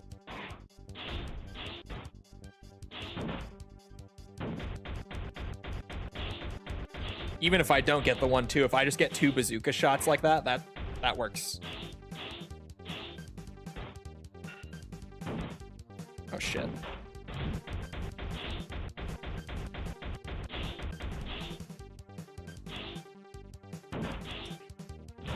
Shit. Oh, you bitch. I should do the auto aim for this one. If I don't get it this time, I'll try it. Even on controller, it just makes most missions where you're actually fighting stuff, granted, easier. The missions that you're trying to run away are way better without the auto aim. That's bullshit. Oh, all right. Wrong bumper again. Oops. I almost forgot again, even though I'm resetting for it. Wrong mission.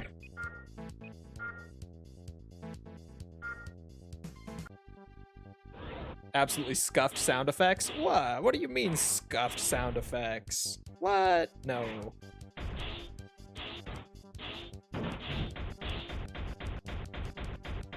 ACM2 is way more surreal. That game is just silent the whole time, and it's so, like, weirdly eerie.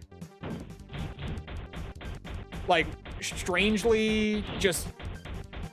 It's that same kind of, like, liminal space feeling. That's the best way I could describe playing AC Mobile 2. It's like the same feeling that you get from, like, a liminal space photo or video or whatever.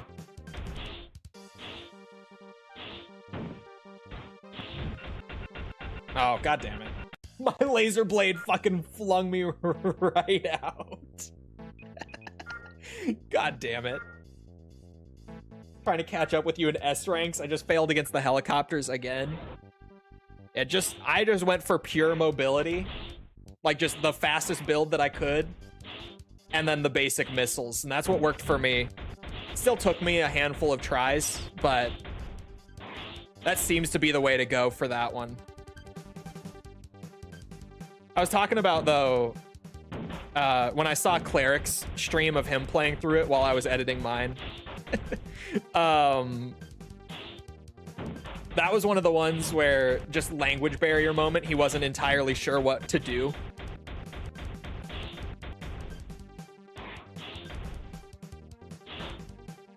Cleric also said that this is his least favorite AC Mobile game, by the way. I'm calling him out. Crazy shit. Crazy to me. I feel like this is easily the best one so far. Like, Mobile Mission is cute. Mobile 2 is just like, what the fuck? This one actually feels like a very scaled down, but like, this feels like an actual Armored Core game. For the first time out of the mobile games. Like, it feels like everything that I think of when I think of Armored Core, aside from, like, the arena, is here.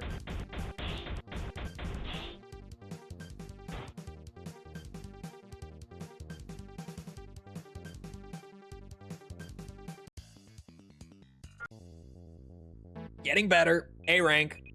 This one might actually be one of the trickiest so far.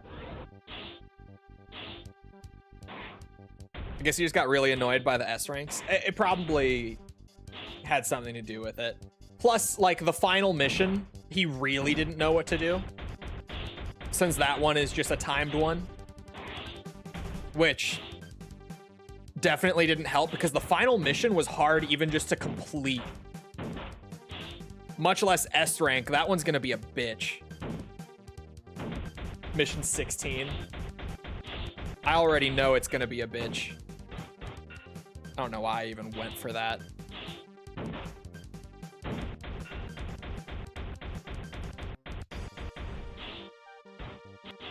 Ooh.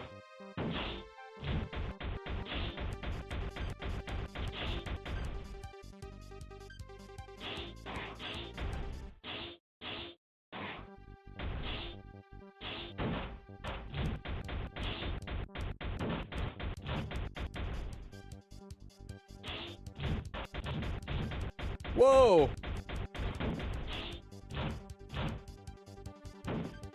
Ah!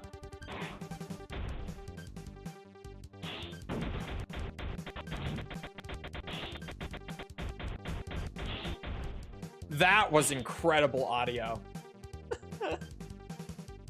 I still haven't gotten the 16th S rank, and I must get S rank there. We actually might be here for 3 hours. What, you mean just the entire 100%? I don't know. We might have time at the end, maybe. I do have something on plan, on backup, on plan. I have a backup because I just assumed that this would take less than 3 hours, and it probably will. We'll definitely get closer than the other two. Like the other two mobile games, I would have been done by now. Doing those 100% on stream. It is Tekken. It is not Tekken. Although Roger is back. Fuckers.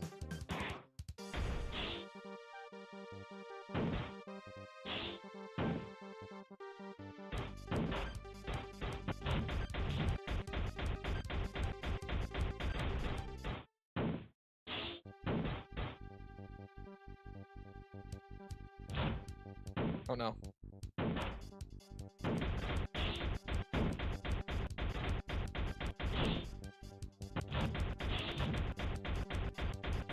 Oh, I thought he was dead. I thought I heard him blowing up. My accuracy was bad, but my AP is good.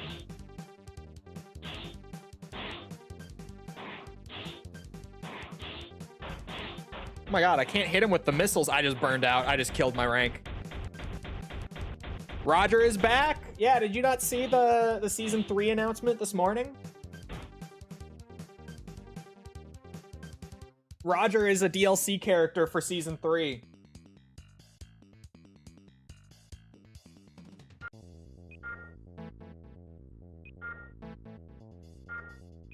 And Bob. It's kind of crazy to say, but genuinely, of the season 3 pass for the DLC characters, I am the least excited about Cooney. Which I know is like the opposite of what most people will be saying. I have PTSD from Tekken 7 Cooney, to be fair. Like, genuinely, that's the sort of character, or I guess, like, that's the sort of iteration on a legacy character that makes you never want to see them again. Because holy fuck, she was insufferable in Tekken 7.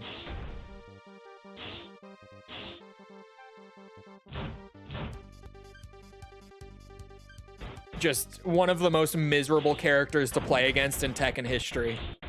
Tekken 7 Kunimitsu. And that's saying a lot, because she was in Tekken 7's character roster.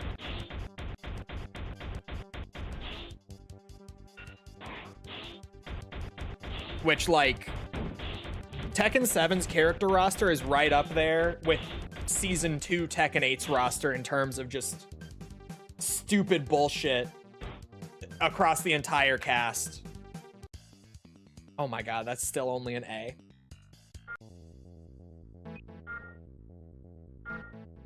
Oops, wrong mission.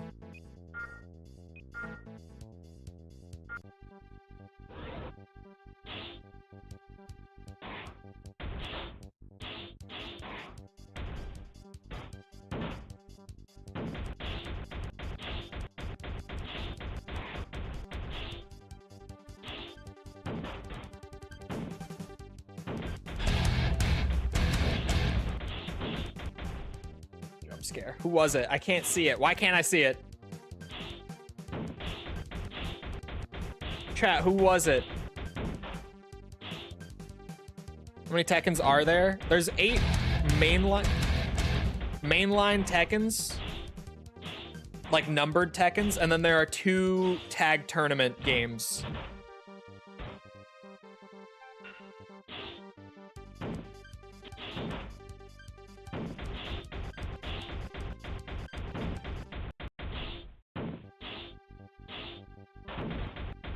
shit. Way too much damage. Bad accuracy, slow time. That was one of my worst tries. Oh, I'm not even done. What?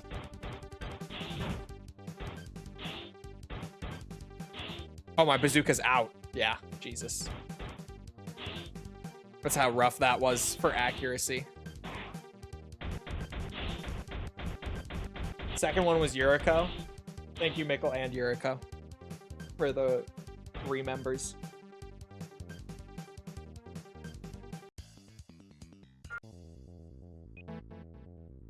Kuni looks great at least, and is a legacy character. I mean, they're all legacy characters. The fourth one is probably a crossover, I would have to imagine. But they didn't do a crossover last year. They did a newcomer for DLC 4. A newcomer that I really don't like now that I've, you know, played against her so much. And actually, like, learned the matchup and everything. God, I do not like Miarizu.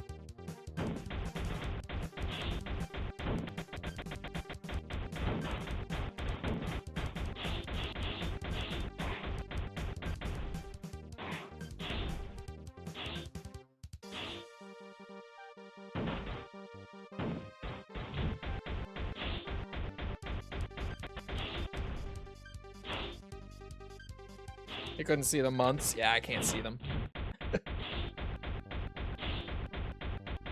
I don't know why neither of them came through to my chat box, but I did not see them. Zoo? Yeah, that's how it's pronounced.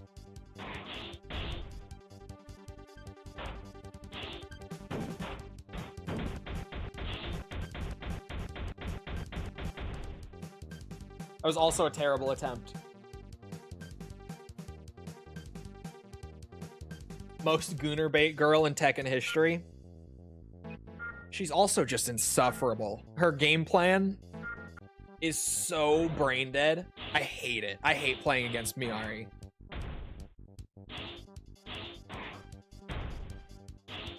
And even like when I did play her on ranked a little bit, like her animations look great. You know, her combos are really fun. Her combos take some decent execution.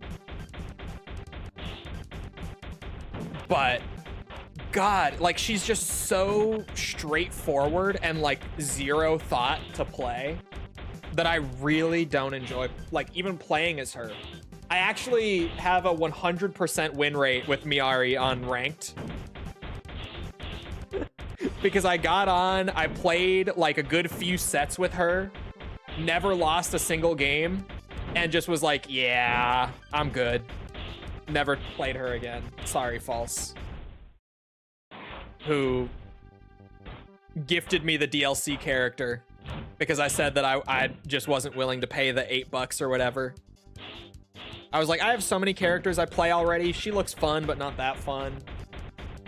I'm not spending the money, so False gifted it to me. And I played her for like a few hours between labbing and ranked, and then just never again. Sorry, False. Do fighting game fans actually like fighting against any characters? Yes. I really enjoy fighting against all of the Mishimas.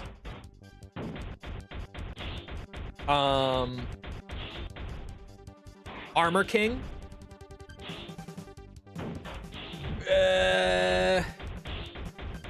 I pre-season 2 would have said that I love fighting against Brian, which I did. But with season 2's like balance overhaul, they fucking destroyed Brian in terms of like depth and skill expression and just made him a very straightforward button mashy character who still has all of like the crazy wall pressure and combo damage that Brian always had. So I used to love Brian. Now I don't. Same thing happened to Steve Fox in season 2. Used to love playing against Steve, not anymore. I still love playing against Lily in Tekken. I really enjoy playing against Lily in Tekken 8.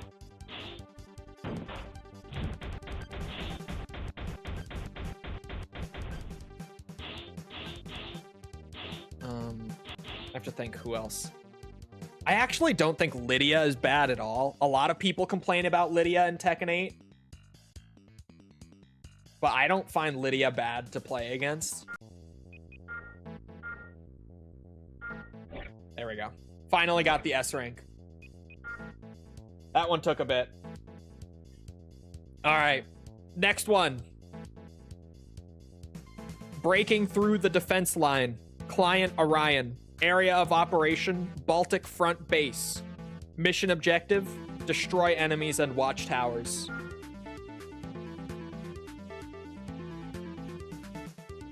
This is the worst possible situation. Following a surprise attack by Mirage, the headquarters declared surrender. As of now, Orion has been disbanded. We no longer have any backing. However, we cannot ignore Mirage's rampage and allow AI weapons to spread unchecked. Oh, hit my microphone, my bad. Even if it is a foolish dispute, we must settle the problems of the human world with our own hands. This is a request to the Raven as an individual, not as the chief of operations. Break through the enemy defense line, enter Mirage's research center, and lend me your strength. Just from shitters who can't.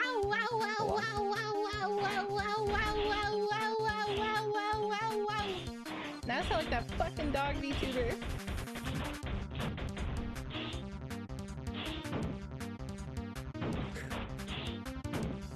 She does. She does sound like that.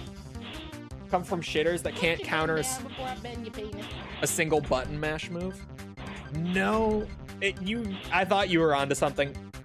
The hate for certain characters in fighting games almost always comes from the type of player that character either attracts or creates in a lot of cases. Because you can say that just like, oh, I don't know, what's like the most universally agreed upon one in Tekken 8? Alyssa attracts people who just want to mash buttons and don't actually learn the game. But I don't think that that's necessarily true in all cases. It can be true. But I think in a lot of ways, fighting game characters will weirdly like develop and shape the type of player who picks that character as their main, rather than like the other way around, if that makes sense. Like if you're new to Tekken and you just look at the character roster and you're like, oh, I want to play Alyssa. It's not because you know anything about her. It's just like, oh yeah, that character looks cool. She's got like chainsaws and stuff, right? And then the character and the way the character plays will develop the way that you play the game, will structure the way that you play the game, if that makes sense. It's like, I mean, even the greatest example probably in Tekken 8 of what I'm saying is probably Asuka. Because like season 1 Asuka, she was pretty respected. Everyone knew like she was a very defensive character, pretty underwhelming kit overall. So like people who played Asuka, even though they had like some cheap bullshit, some gimmicks that allowed them to, you know, win interactions that they otherwise may not have. Like every character has those. So people generally respected Asuka players in season 1. Because Asuka players were fairly respectable in season 1. With the season 2 buffs and changes that were made to Asuka though, she has become so watered down, so brain dead and mashy, that it has weirdly changed the way that players actually use the character in a way that has given that character and the people who play her a worse reputation within the community, if that makes sense. Played Asuka a lot in Tag 2. Yeah, Asuka probably needed some buffs season 1, They went way too far. And now Asuka, for the majority of the community, is seen as super brain dead, super mashy. Even though Asuka, archetype-wise, is supposed to be a very technical, defense-oriented character, the Season 2 buffs flipped her on her fucking head, and now she's just a parry-heavy, button mash offense character in Season 2. Anyway, first try. S-rank. 2 parts. Isn't Centaur the double launcher? Yeah, the double vertical launcher. This thing is great in this game. This thing is so good in this game. Oh. And then what else did I get? Oh, the heavy arms. I can't. I actually just can't. Could lighten up a bit by doing that.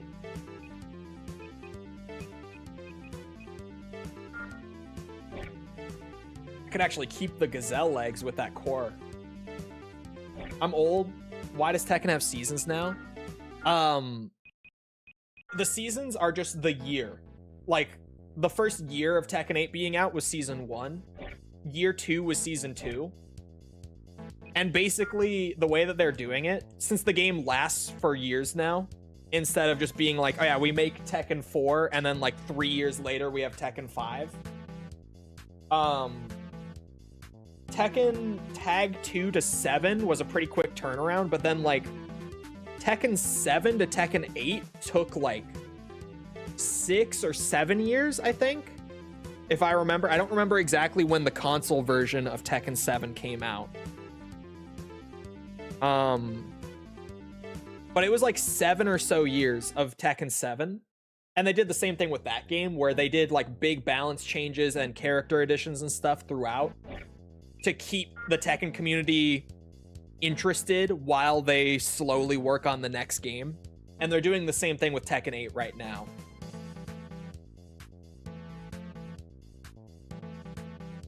It's really just to try to like improve the game as time goes on, keep adding stuff so that people are like still enjoying the game, still finding things to do and such. But then because the games are taking so much longer to make now, like the actual main installments, it buys them time basically, while also hopefully making the game more enjoyable. In Tekken 7, that was definitely the case. Released in 2015. No, 2015 was when the arcade machine came out. And the arcade machine, Harada actually talked about this in some interviews. The arcade machine versions of Tekken 7 weren't complete versions. They were like little, benchmarks as they were still working on the game. And the console release of Tekken 7 was like the 1.0 version. And I don't remember when that was. Better than 3 versions of the same game. I agree in terms of not being able to buy it, but having like different named versions also is kind of more interesting going back on it. 2017. Okay, so yeah, Tekken 7 to 8 took 6 years. Sorry, having multiple like named versions that have those big changes is kind of interesting when you look back on the franchise, because like if you do collect, you know, Tekken or more so Street Fighter, let's use Street Fighter. Each Street Fighter game has like 3 different versions in terms of balance and character roster and all that. And you can go back and see and play how like over time Street Fighter 4 evolved. Sorry, I just hit my mic again. Or Street Fighter 3 evolved. Like you can go back and still play each revision of the game, which I think has its value like long term. But not needing to buy a new version every time they do one of these big releases is also nice. But then again, DLC characters kind of end up doing that. Like for Tekken 8, if you want the stages and the characters for the whole year, like basically that revision of the game, you're still spending like, what is it, $40 or $50 a year on Tekken 8? Also, thank you for becoming a supporter, Killer. Why did that one come through, but the others earlier didn't? Make it make sense. But thank you. I appreciate it. Amadeus already got it. Client, Olda. Area of operation, Warner Technical Institute. Fuck, it just went away. God damn it. Mission objective, destroy enemy weapons.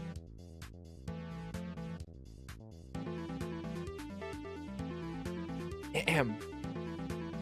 We are more than this. The central facility for AI weapon development.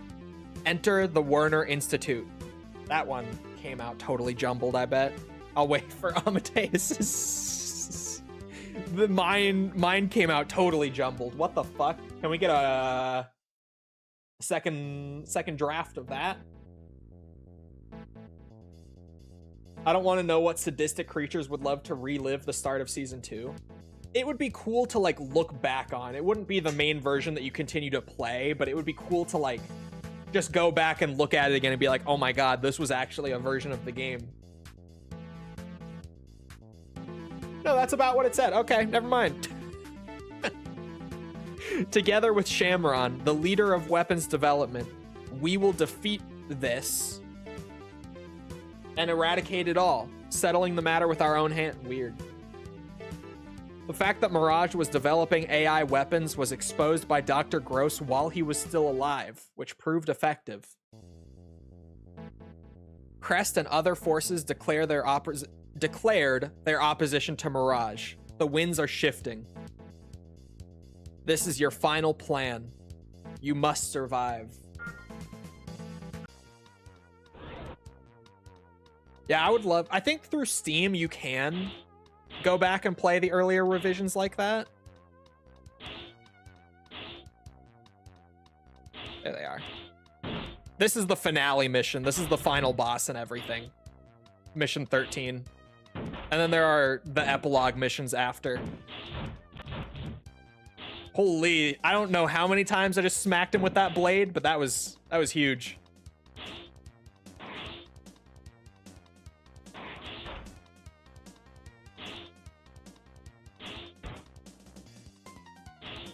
This is gonna be a bitch of an S rank, isn't it?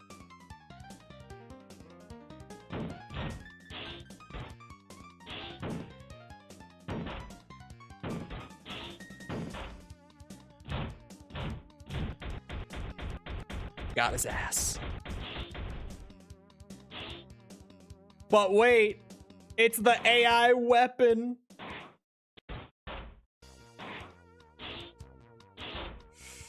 Yeah, when I did the review, I used quad legs for this. For just better mobility on the ground. I might need to do that again.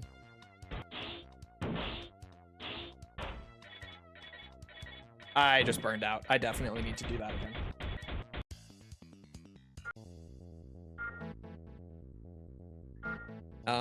Okay. Yeah, I want both of these weapons for sure.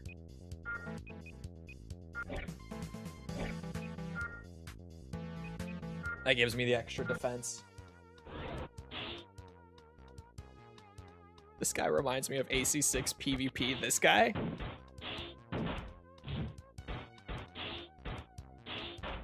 Oh.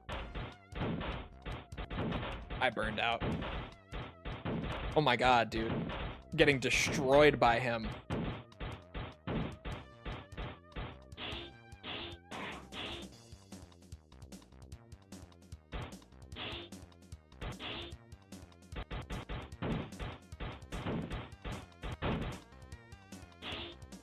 It's the flying up. I get it. I'm like, why AC6 PvP? Him just fucking soaring into the air.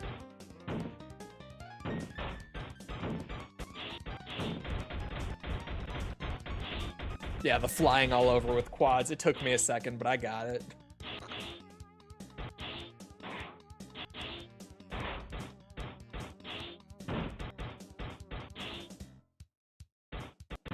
I burned out again. Bad news. My bazooka's out. I can't laser blade. The verts are not hitting him. He flies too fast for them. Oh my god. Okay. No verts. We don't want those.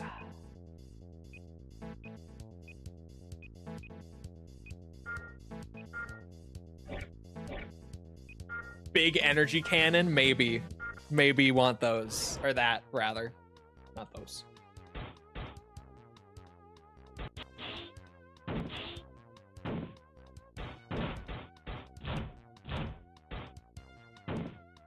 Son of a bitch.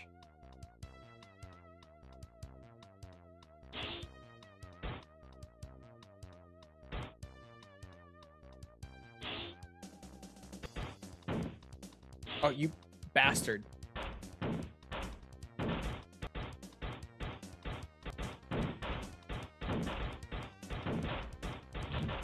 Get out strafed, loser.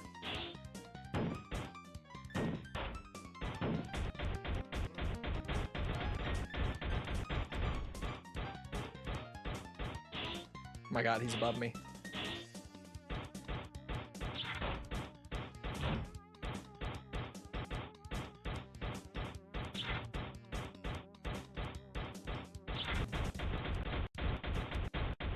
This cannon is from mission 1, and it is so insane. Are you shitting me?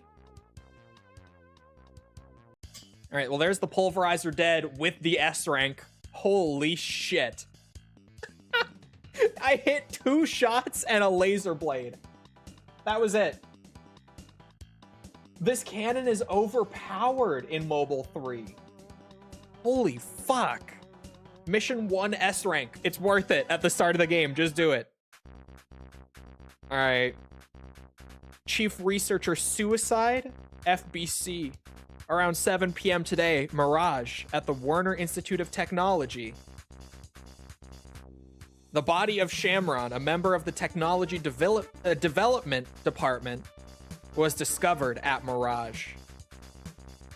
The investigation continues, believing that the suicide was a result of fears that the development of weapons using prohibited technology would be discovered. 1926. Mirage's development of AI weapons was deemed to be Shamron's sole decision, and an attempt was made to settle the matter privately. However, the resistance from anti-Mirage forces remains strong, and it can be said that the company's influence has certainly declined. The intercorporate conflict centered around the 3 major forces, including Crest and Kisaragi, is becoming even more intense. Once a symbol of freedom and independence, AC pilots, Ravens, and others also have to fight for their own survival. Many of them have taken the step of becoming exclusive to companies, further intensifying the competition. Where will this quagmire of a conflict lead?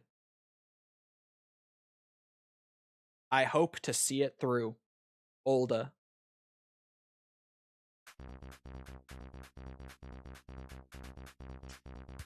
Told you. Bro, that cannon is fucking crazy. I didn't think it would 2-shot the final boss of the game. God damn.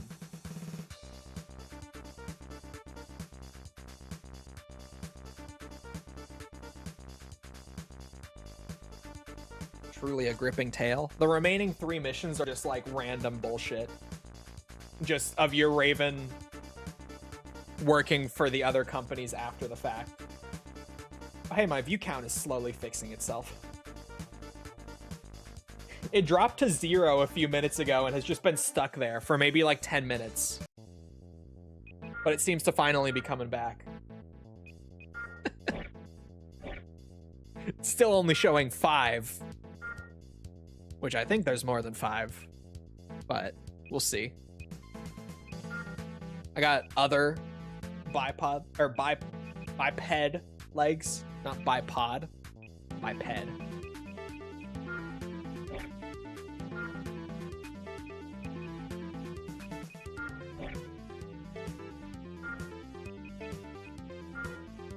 Honestly, this might be too much speed, but we'll see. On my end, it says 32. Now there's -5. Oh, mine just went to 32 after you said that.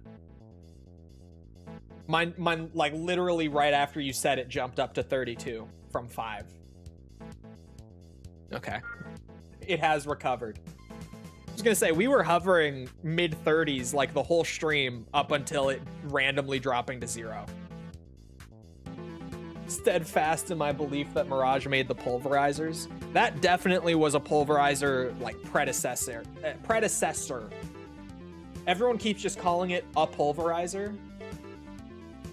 It definitely isn't there, at least in terms of, like, appearance, but it was, in my opinion, definitely a predecessor to it. But then there's the whole thing in Last Raven with, like, all of the pulverizers coming from, like, a mysterious facility that automatically creates them. That's definitely not explained, but this game definitely seems to hint that it's all Mirage. Because Last Raven was already out by this point, keep in mind.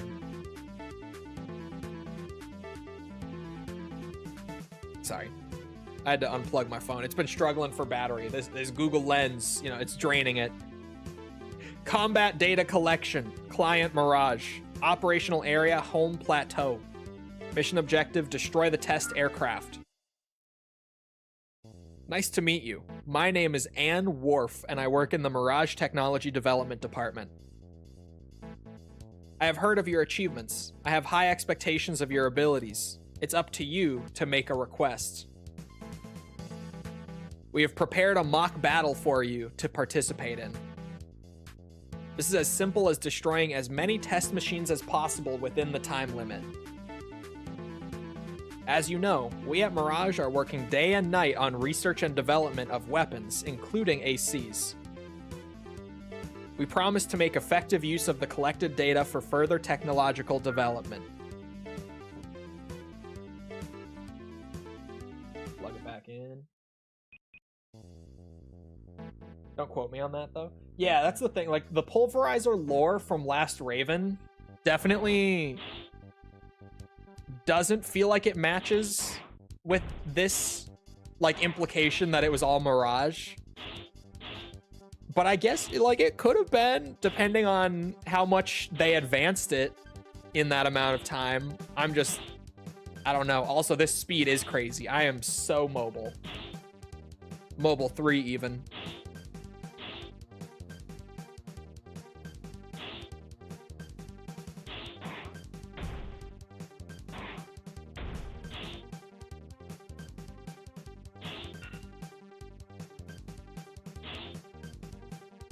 I wish there was...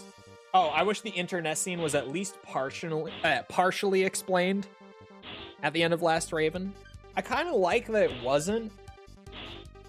Just like it's purely left on you to wonder what it actually was and speculate. Like, I enjoy that.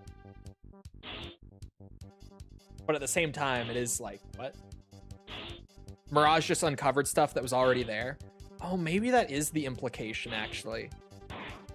Like, this was them trying to create something like that on their own, but then maybe they came across the internecine and found, like, technology that they didn't know existed and just repurposed it, sort of thing. Maybe. I don't know. I like that there's room for theories left in there. But I also generally like more cryptic storytelling and stuff like that, too. Where it does kind of leave it to you to, like, piece it together and figure out what you think happened. I like that. I think that sort of stuff is fun.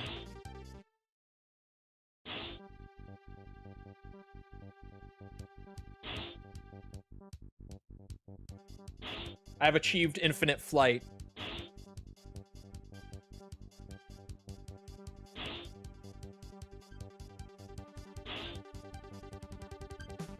I haven't landed once this entire mission. I think that just said one more group. Where are they? This area is huge. They're sending like 2 helicopters at a time.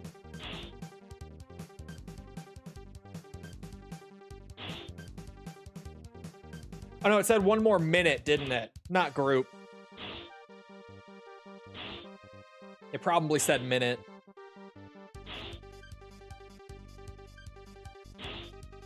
It's better be an S rank. I swear.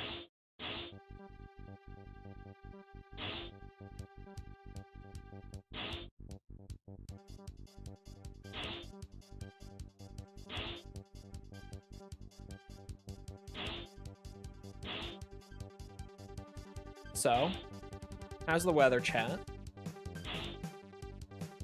Since we're just hanging out. Did I kill everything too fast? Is that what's happening? Yeah, 30 seconds. I had to really focus to read that.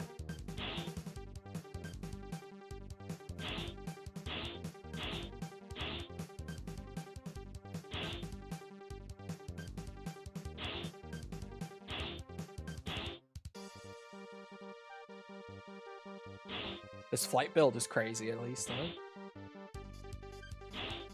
Jesus Christ. There are some awkward missions in this game where you're just like, well, my work here is done.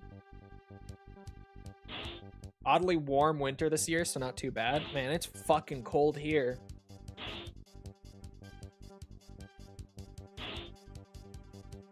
Seconds. It's snowing here too. We got a lot of snow this morning, actually.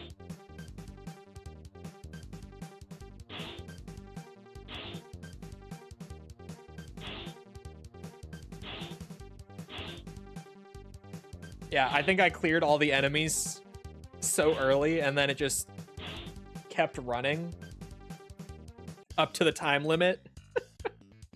All right, at least I did get the S rank for it. Thank God. We got the classic cicada head, a weird looking one. And then what is the orchid? Oh, it's a generator. Oh my God.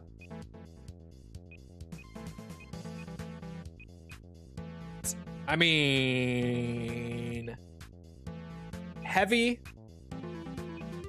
a little less generation, but, or sorry, output, but the capacity is huge. That capacity is fucking massive. Jesus Christ. I'll take it.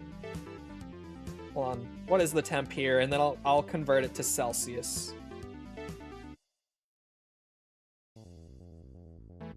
Really? It's that warm? What's the feels like? Because I was outside this morning a little bit. It did not feel that warm. It must have just been freezing this morning. I wish you could go back on like iPhone's weather and see what it was earlier in the day. There's no way. It was so cold when I went outside. Hold on. Celsius, I'll still convert it. It's 14 Fahrenheit. -10 Celsius. But it felt way colder this morning. It felt fucking frigid out there, let me tell you. Language? You hear me? You're fine. You hear the shit that comes out of my mouth half the time?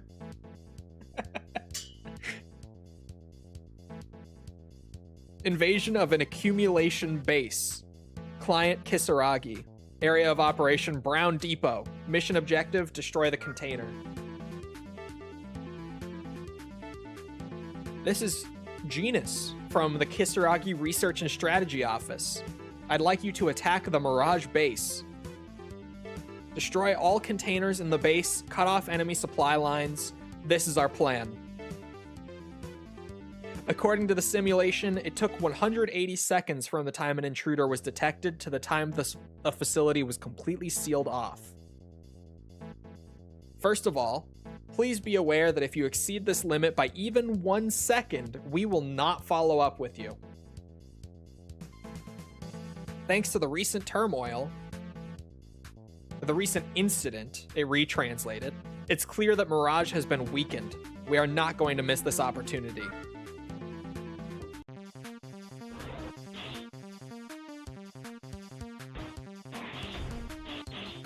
This one I probably just have to blade the containers, eh? Oh my God, I'm so fast. Like, you know, in that big open map where I'm doing like infinite flight, you kind of see it. But then you put me inside in these tight hallways and you're like, oh my God, that took forever to explode.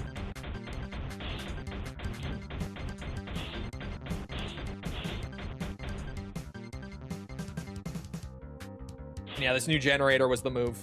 This is awesome.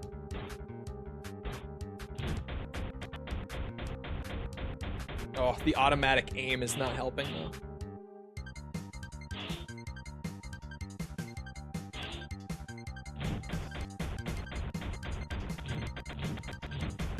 Whoa.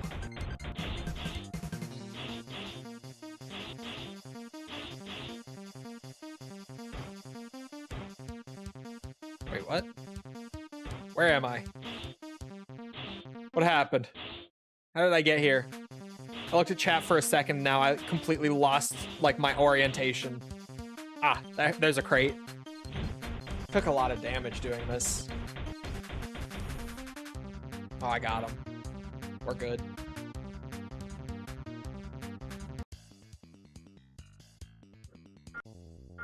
A rank. Fine, I'll do it again. What's that, though?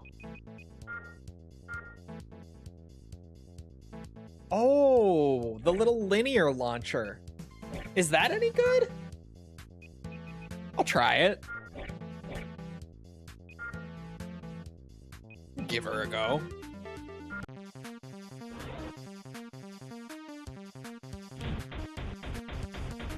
Oh, okay, it's not a linear launcher. They made it a grenade launcher.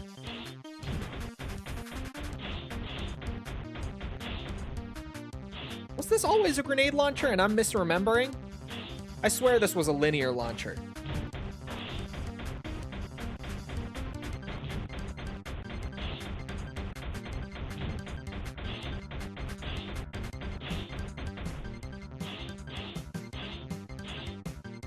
Oh my God. The linear launcher looked different? Okay, I'm crazy then. Bro, I should have turned on the manual aim too.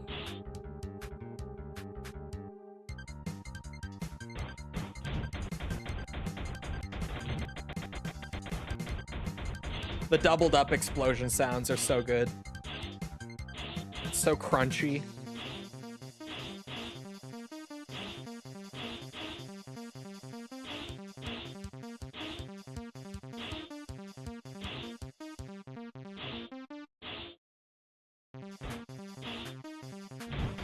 That's gotta be S. That was so clean. It was always grenade. I'm just misremembering then. I swear this was the linear launcher. There we go. Karasawa. I know that abbreviation anywhere. Look, I may not know all of my part names in old gen Armored Core, in any Armored Core really. I may not have them stuck in my brain like that, but I know the Karasawa when I see it. I can use it on quads.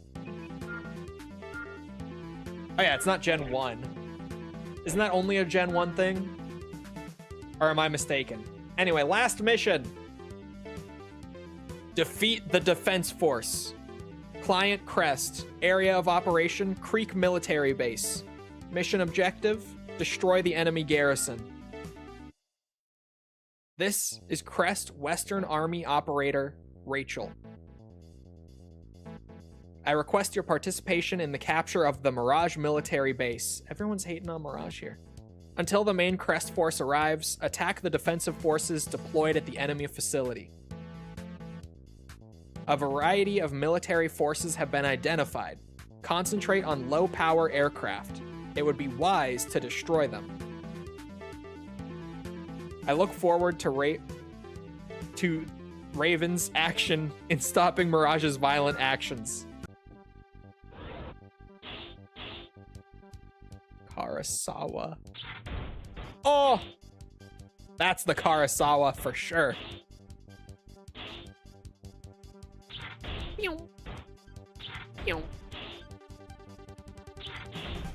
Oh, it's glorious. Oh, I found something it doesn't one-shot. God damn it.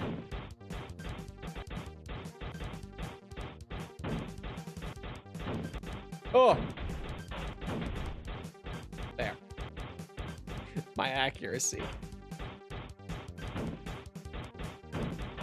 Okay, burning out on this mission is brutal. Can't do it.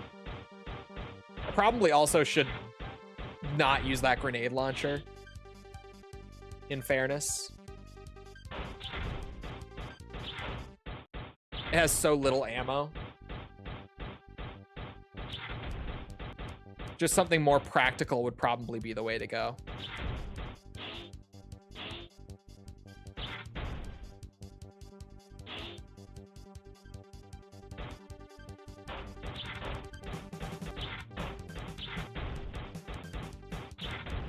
Oh, the Karasawa was so worth it. Like, I did this mission without crazy overpowered stuff for the review. And this mission was hard. Because everything in this mission is so tanky. Like, aside from just the basic MTs there, everything in this mission has a ton of health. You bring a Karasawa here, you one-shot or two-shot everything in the mission.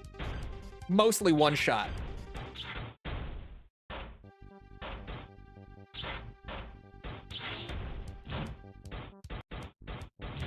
Two? Three, apparently. I found out that Armored Core Online had a standalone expansion today. I never knew about it before today.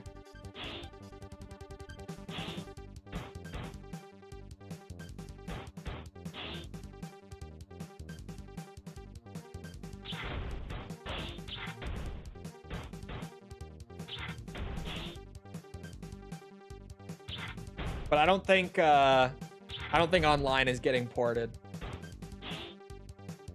Personally. Vulture 2. I know that part name. There are some parts in the Armored Core series. But there are some parts in the Armored Core series, not but. I was reading. I read the word but in chat. There are some parts in the series that even if you don't know all the parts like me, those ones stick with you. Oh, I forgot to swap my grenade launcher. Shit. There!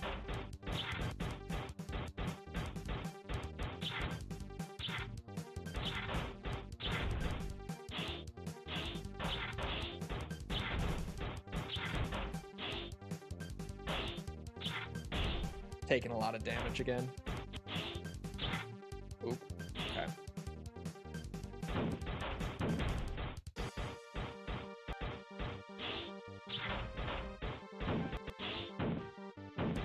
No. Damn it. Oh, why'd I do that? Okay.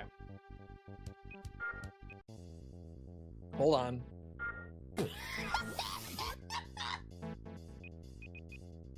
My back unit. I could bring really anything.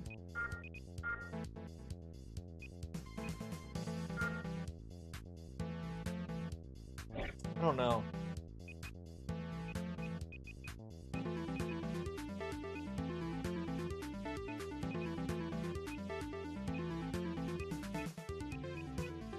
I'm already using the lightest frame parts outside of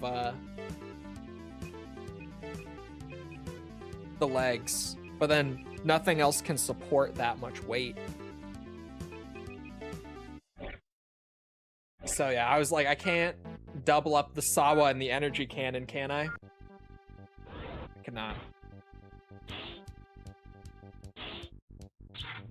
Or the verts. The vert missiles would have been really nice too.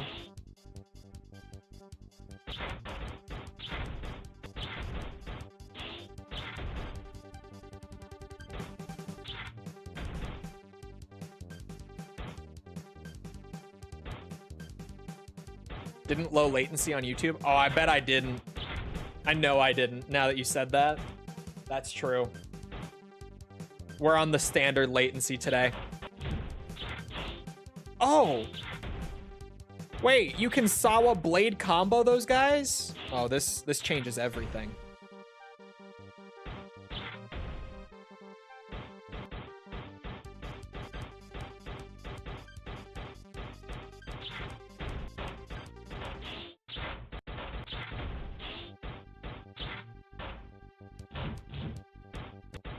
Or maybe not.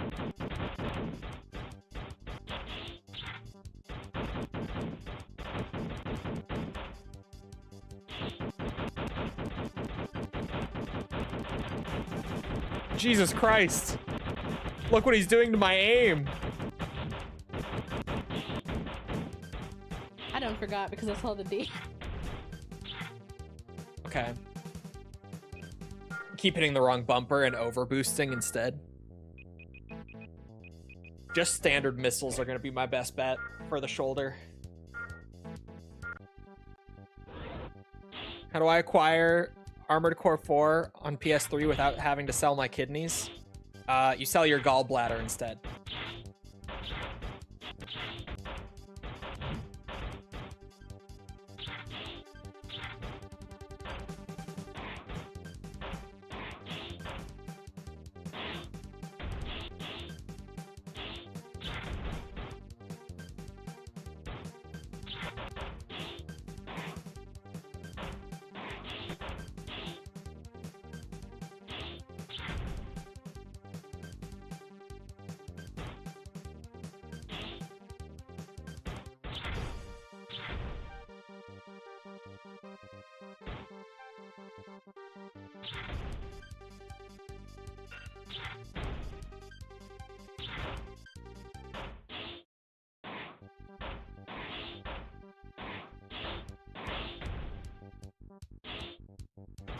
Or know a guy who knows a guy who owns it. Something like that. That enemy is outside the map. I mentioned earlier that that can happen. Instead of selling your gallbladder, sell someone else's. Could work for kidney strat too.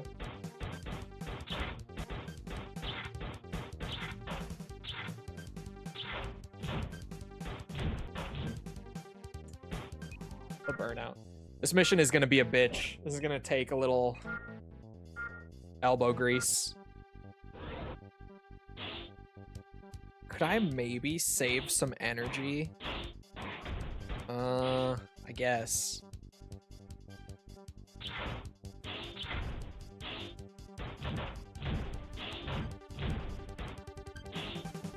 Double laser blade input is not gonna save any energy.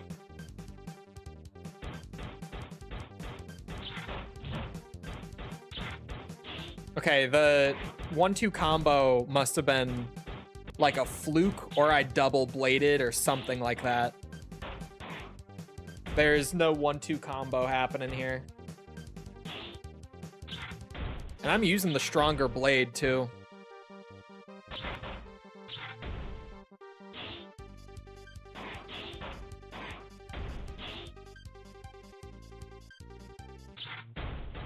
Boosh.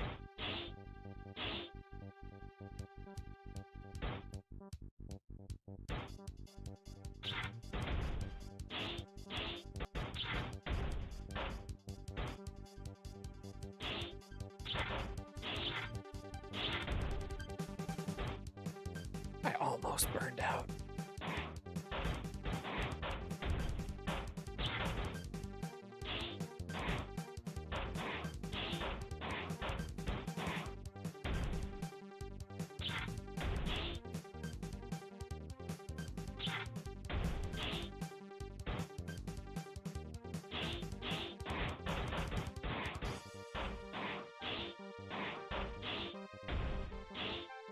Oh.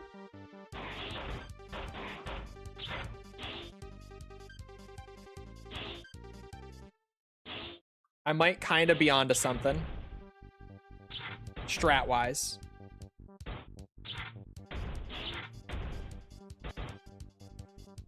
Shit, where's the remaining enemy? Aha.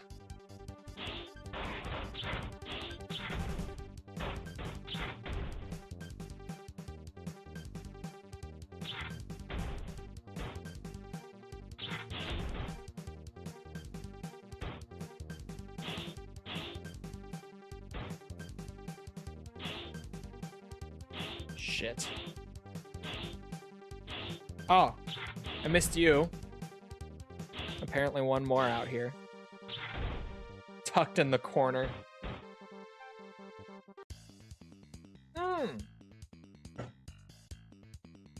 I got it.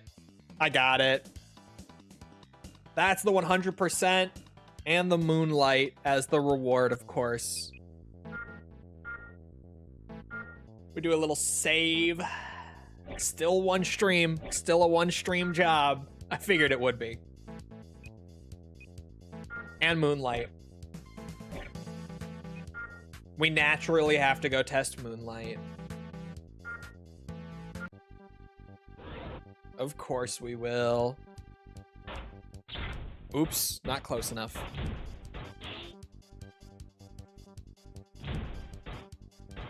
Can confirm, it will one-shot everything in the first mission. Let's try the last mission. Spice it up. We already know it one-shots these guys.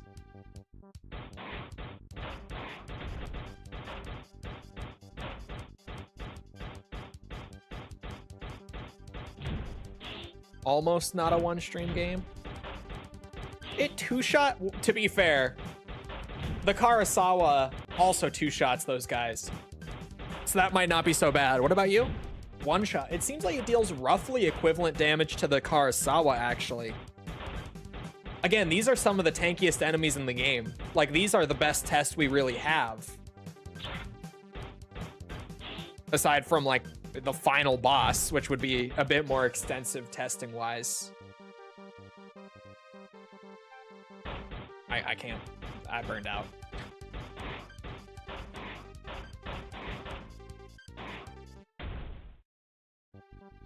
Seems like it. I didn't look at the stats. I was just like, oh, moonlight equip.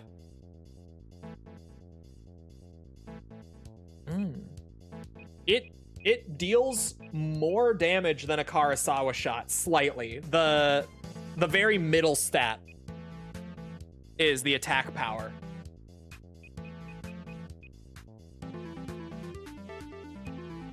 About the same damage, actually. Crazy.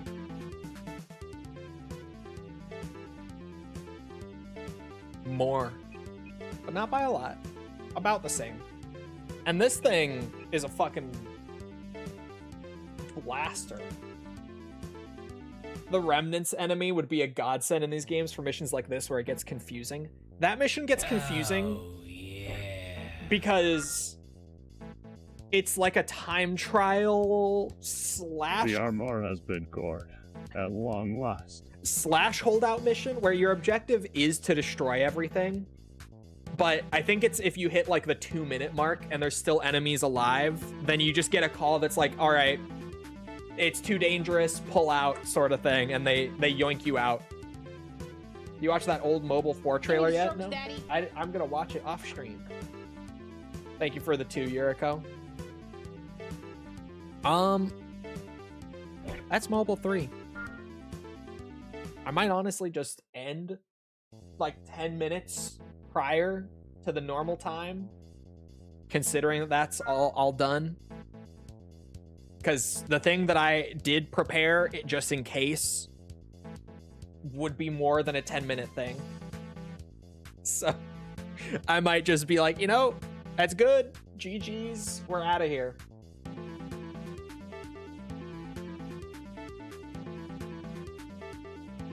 What did you have planned as a bonus? I was gonna boot up a little XCOM and do what we used to do because people were saying, like, either people who were here way back when I did it for the hell of it were like, oh yeah, we should do that again.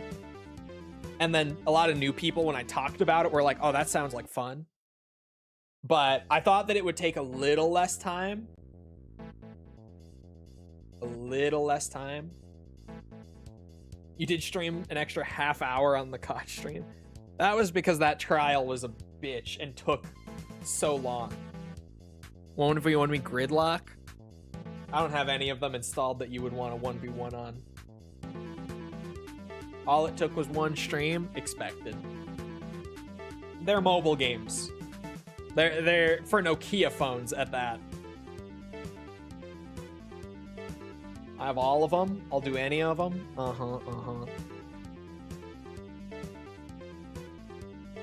The audio? Okay. The audio doesn't break if I tab out. It is a full screen game, so I thought it might. Is Mobile 3 better than Ace Combat Advance? Yeah. Yeah. Just say you scared it, okay? Nah, I'm just gonna go back to video work, to be honest. I'm just gonna go back to video work. Solid enough. I think it is way better than the other mobile games. I know Cleric really didn't like it. I haven't gone to consult other Armored Core creators on it, but I was watching Cleric's stream. I know that he said that this was his least favorite of the mobile games. I feel like this is definitely the best of the mobile games. So I don't know where that disconnect is between us on it, but I feel like this is definitely the best of mobile 1, 2, or 3. Hopefully mobile 4 is also better. That would be great if it was just like a straight up like, yep, each game gets better. Granted, mobile mission compared to mobile 2 is kind of like a preference thing, I guess. Where I'm sure there are people who prefer mobile mission. Because mobile mission is like more well-rounded and honestly feels more well-made. But mobile 2 felt closer to an actual Armored Core game, so I appreciated it more. But I think this was definitely the best of them, personally. Most extensive 100% too, like actually took the most effort, was the most interesting to 100%. So that has to count for at least something as well. Like there's a little more depth and longevity to this one, which is also good. Anyway, I am gonna go get back to video work. So I hope you guys enjoyed. If you did enjoy it and you haven't done so already, feel free to go ahead and leave a sub, follow, whatever, come back another time. I do Armored Core on occasion still. I will be getting back on that soon, I swear. Just the occasional for the hell of it Armored Core streams. They're not gone. They're just being, you know, they're on the bench right now as I've got other like for fun things currently. But we will be back to just random Armored Core streams again. Believe it. But we're doing all sorts of other stuff like Ace Combat. Hold on, my brain just lagged. Metal Gear, Resident Evil, Yakuza. Come back for any of it. It's all good stuff. Also, if you enjoyed and you haven't done so already, feel free to leave a like on the stream. It helps out with the algorithm and all that, so I appreciate it. Thank you if you've done so already. Thank you if you're about to do so. If you're looking for links to anything else outside of Twitch or YouTube to engage with the community, check out links in the description below. Things like Twitter, Discord server, whatever. Those are all down there. Other than that, though, once again, I hope you guys enjoyed. I hope you always back here next time. I hope you all have a great rest of your day. Thank you for coming to the stream, and goodbye.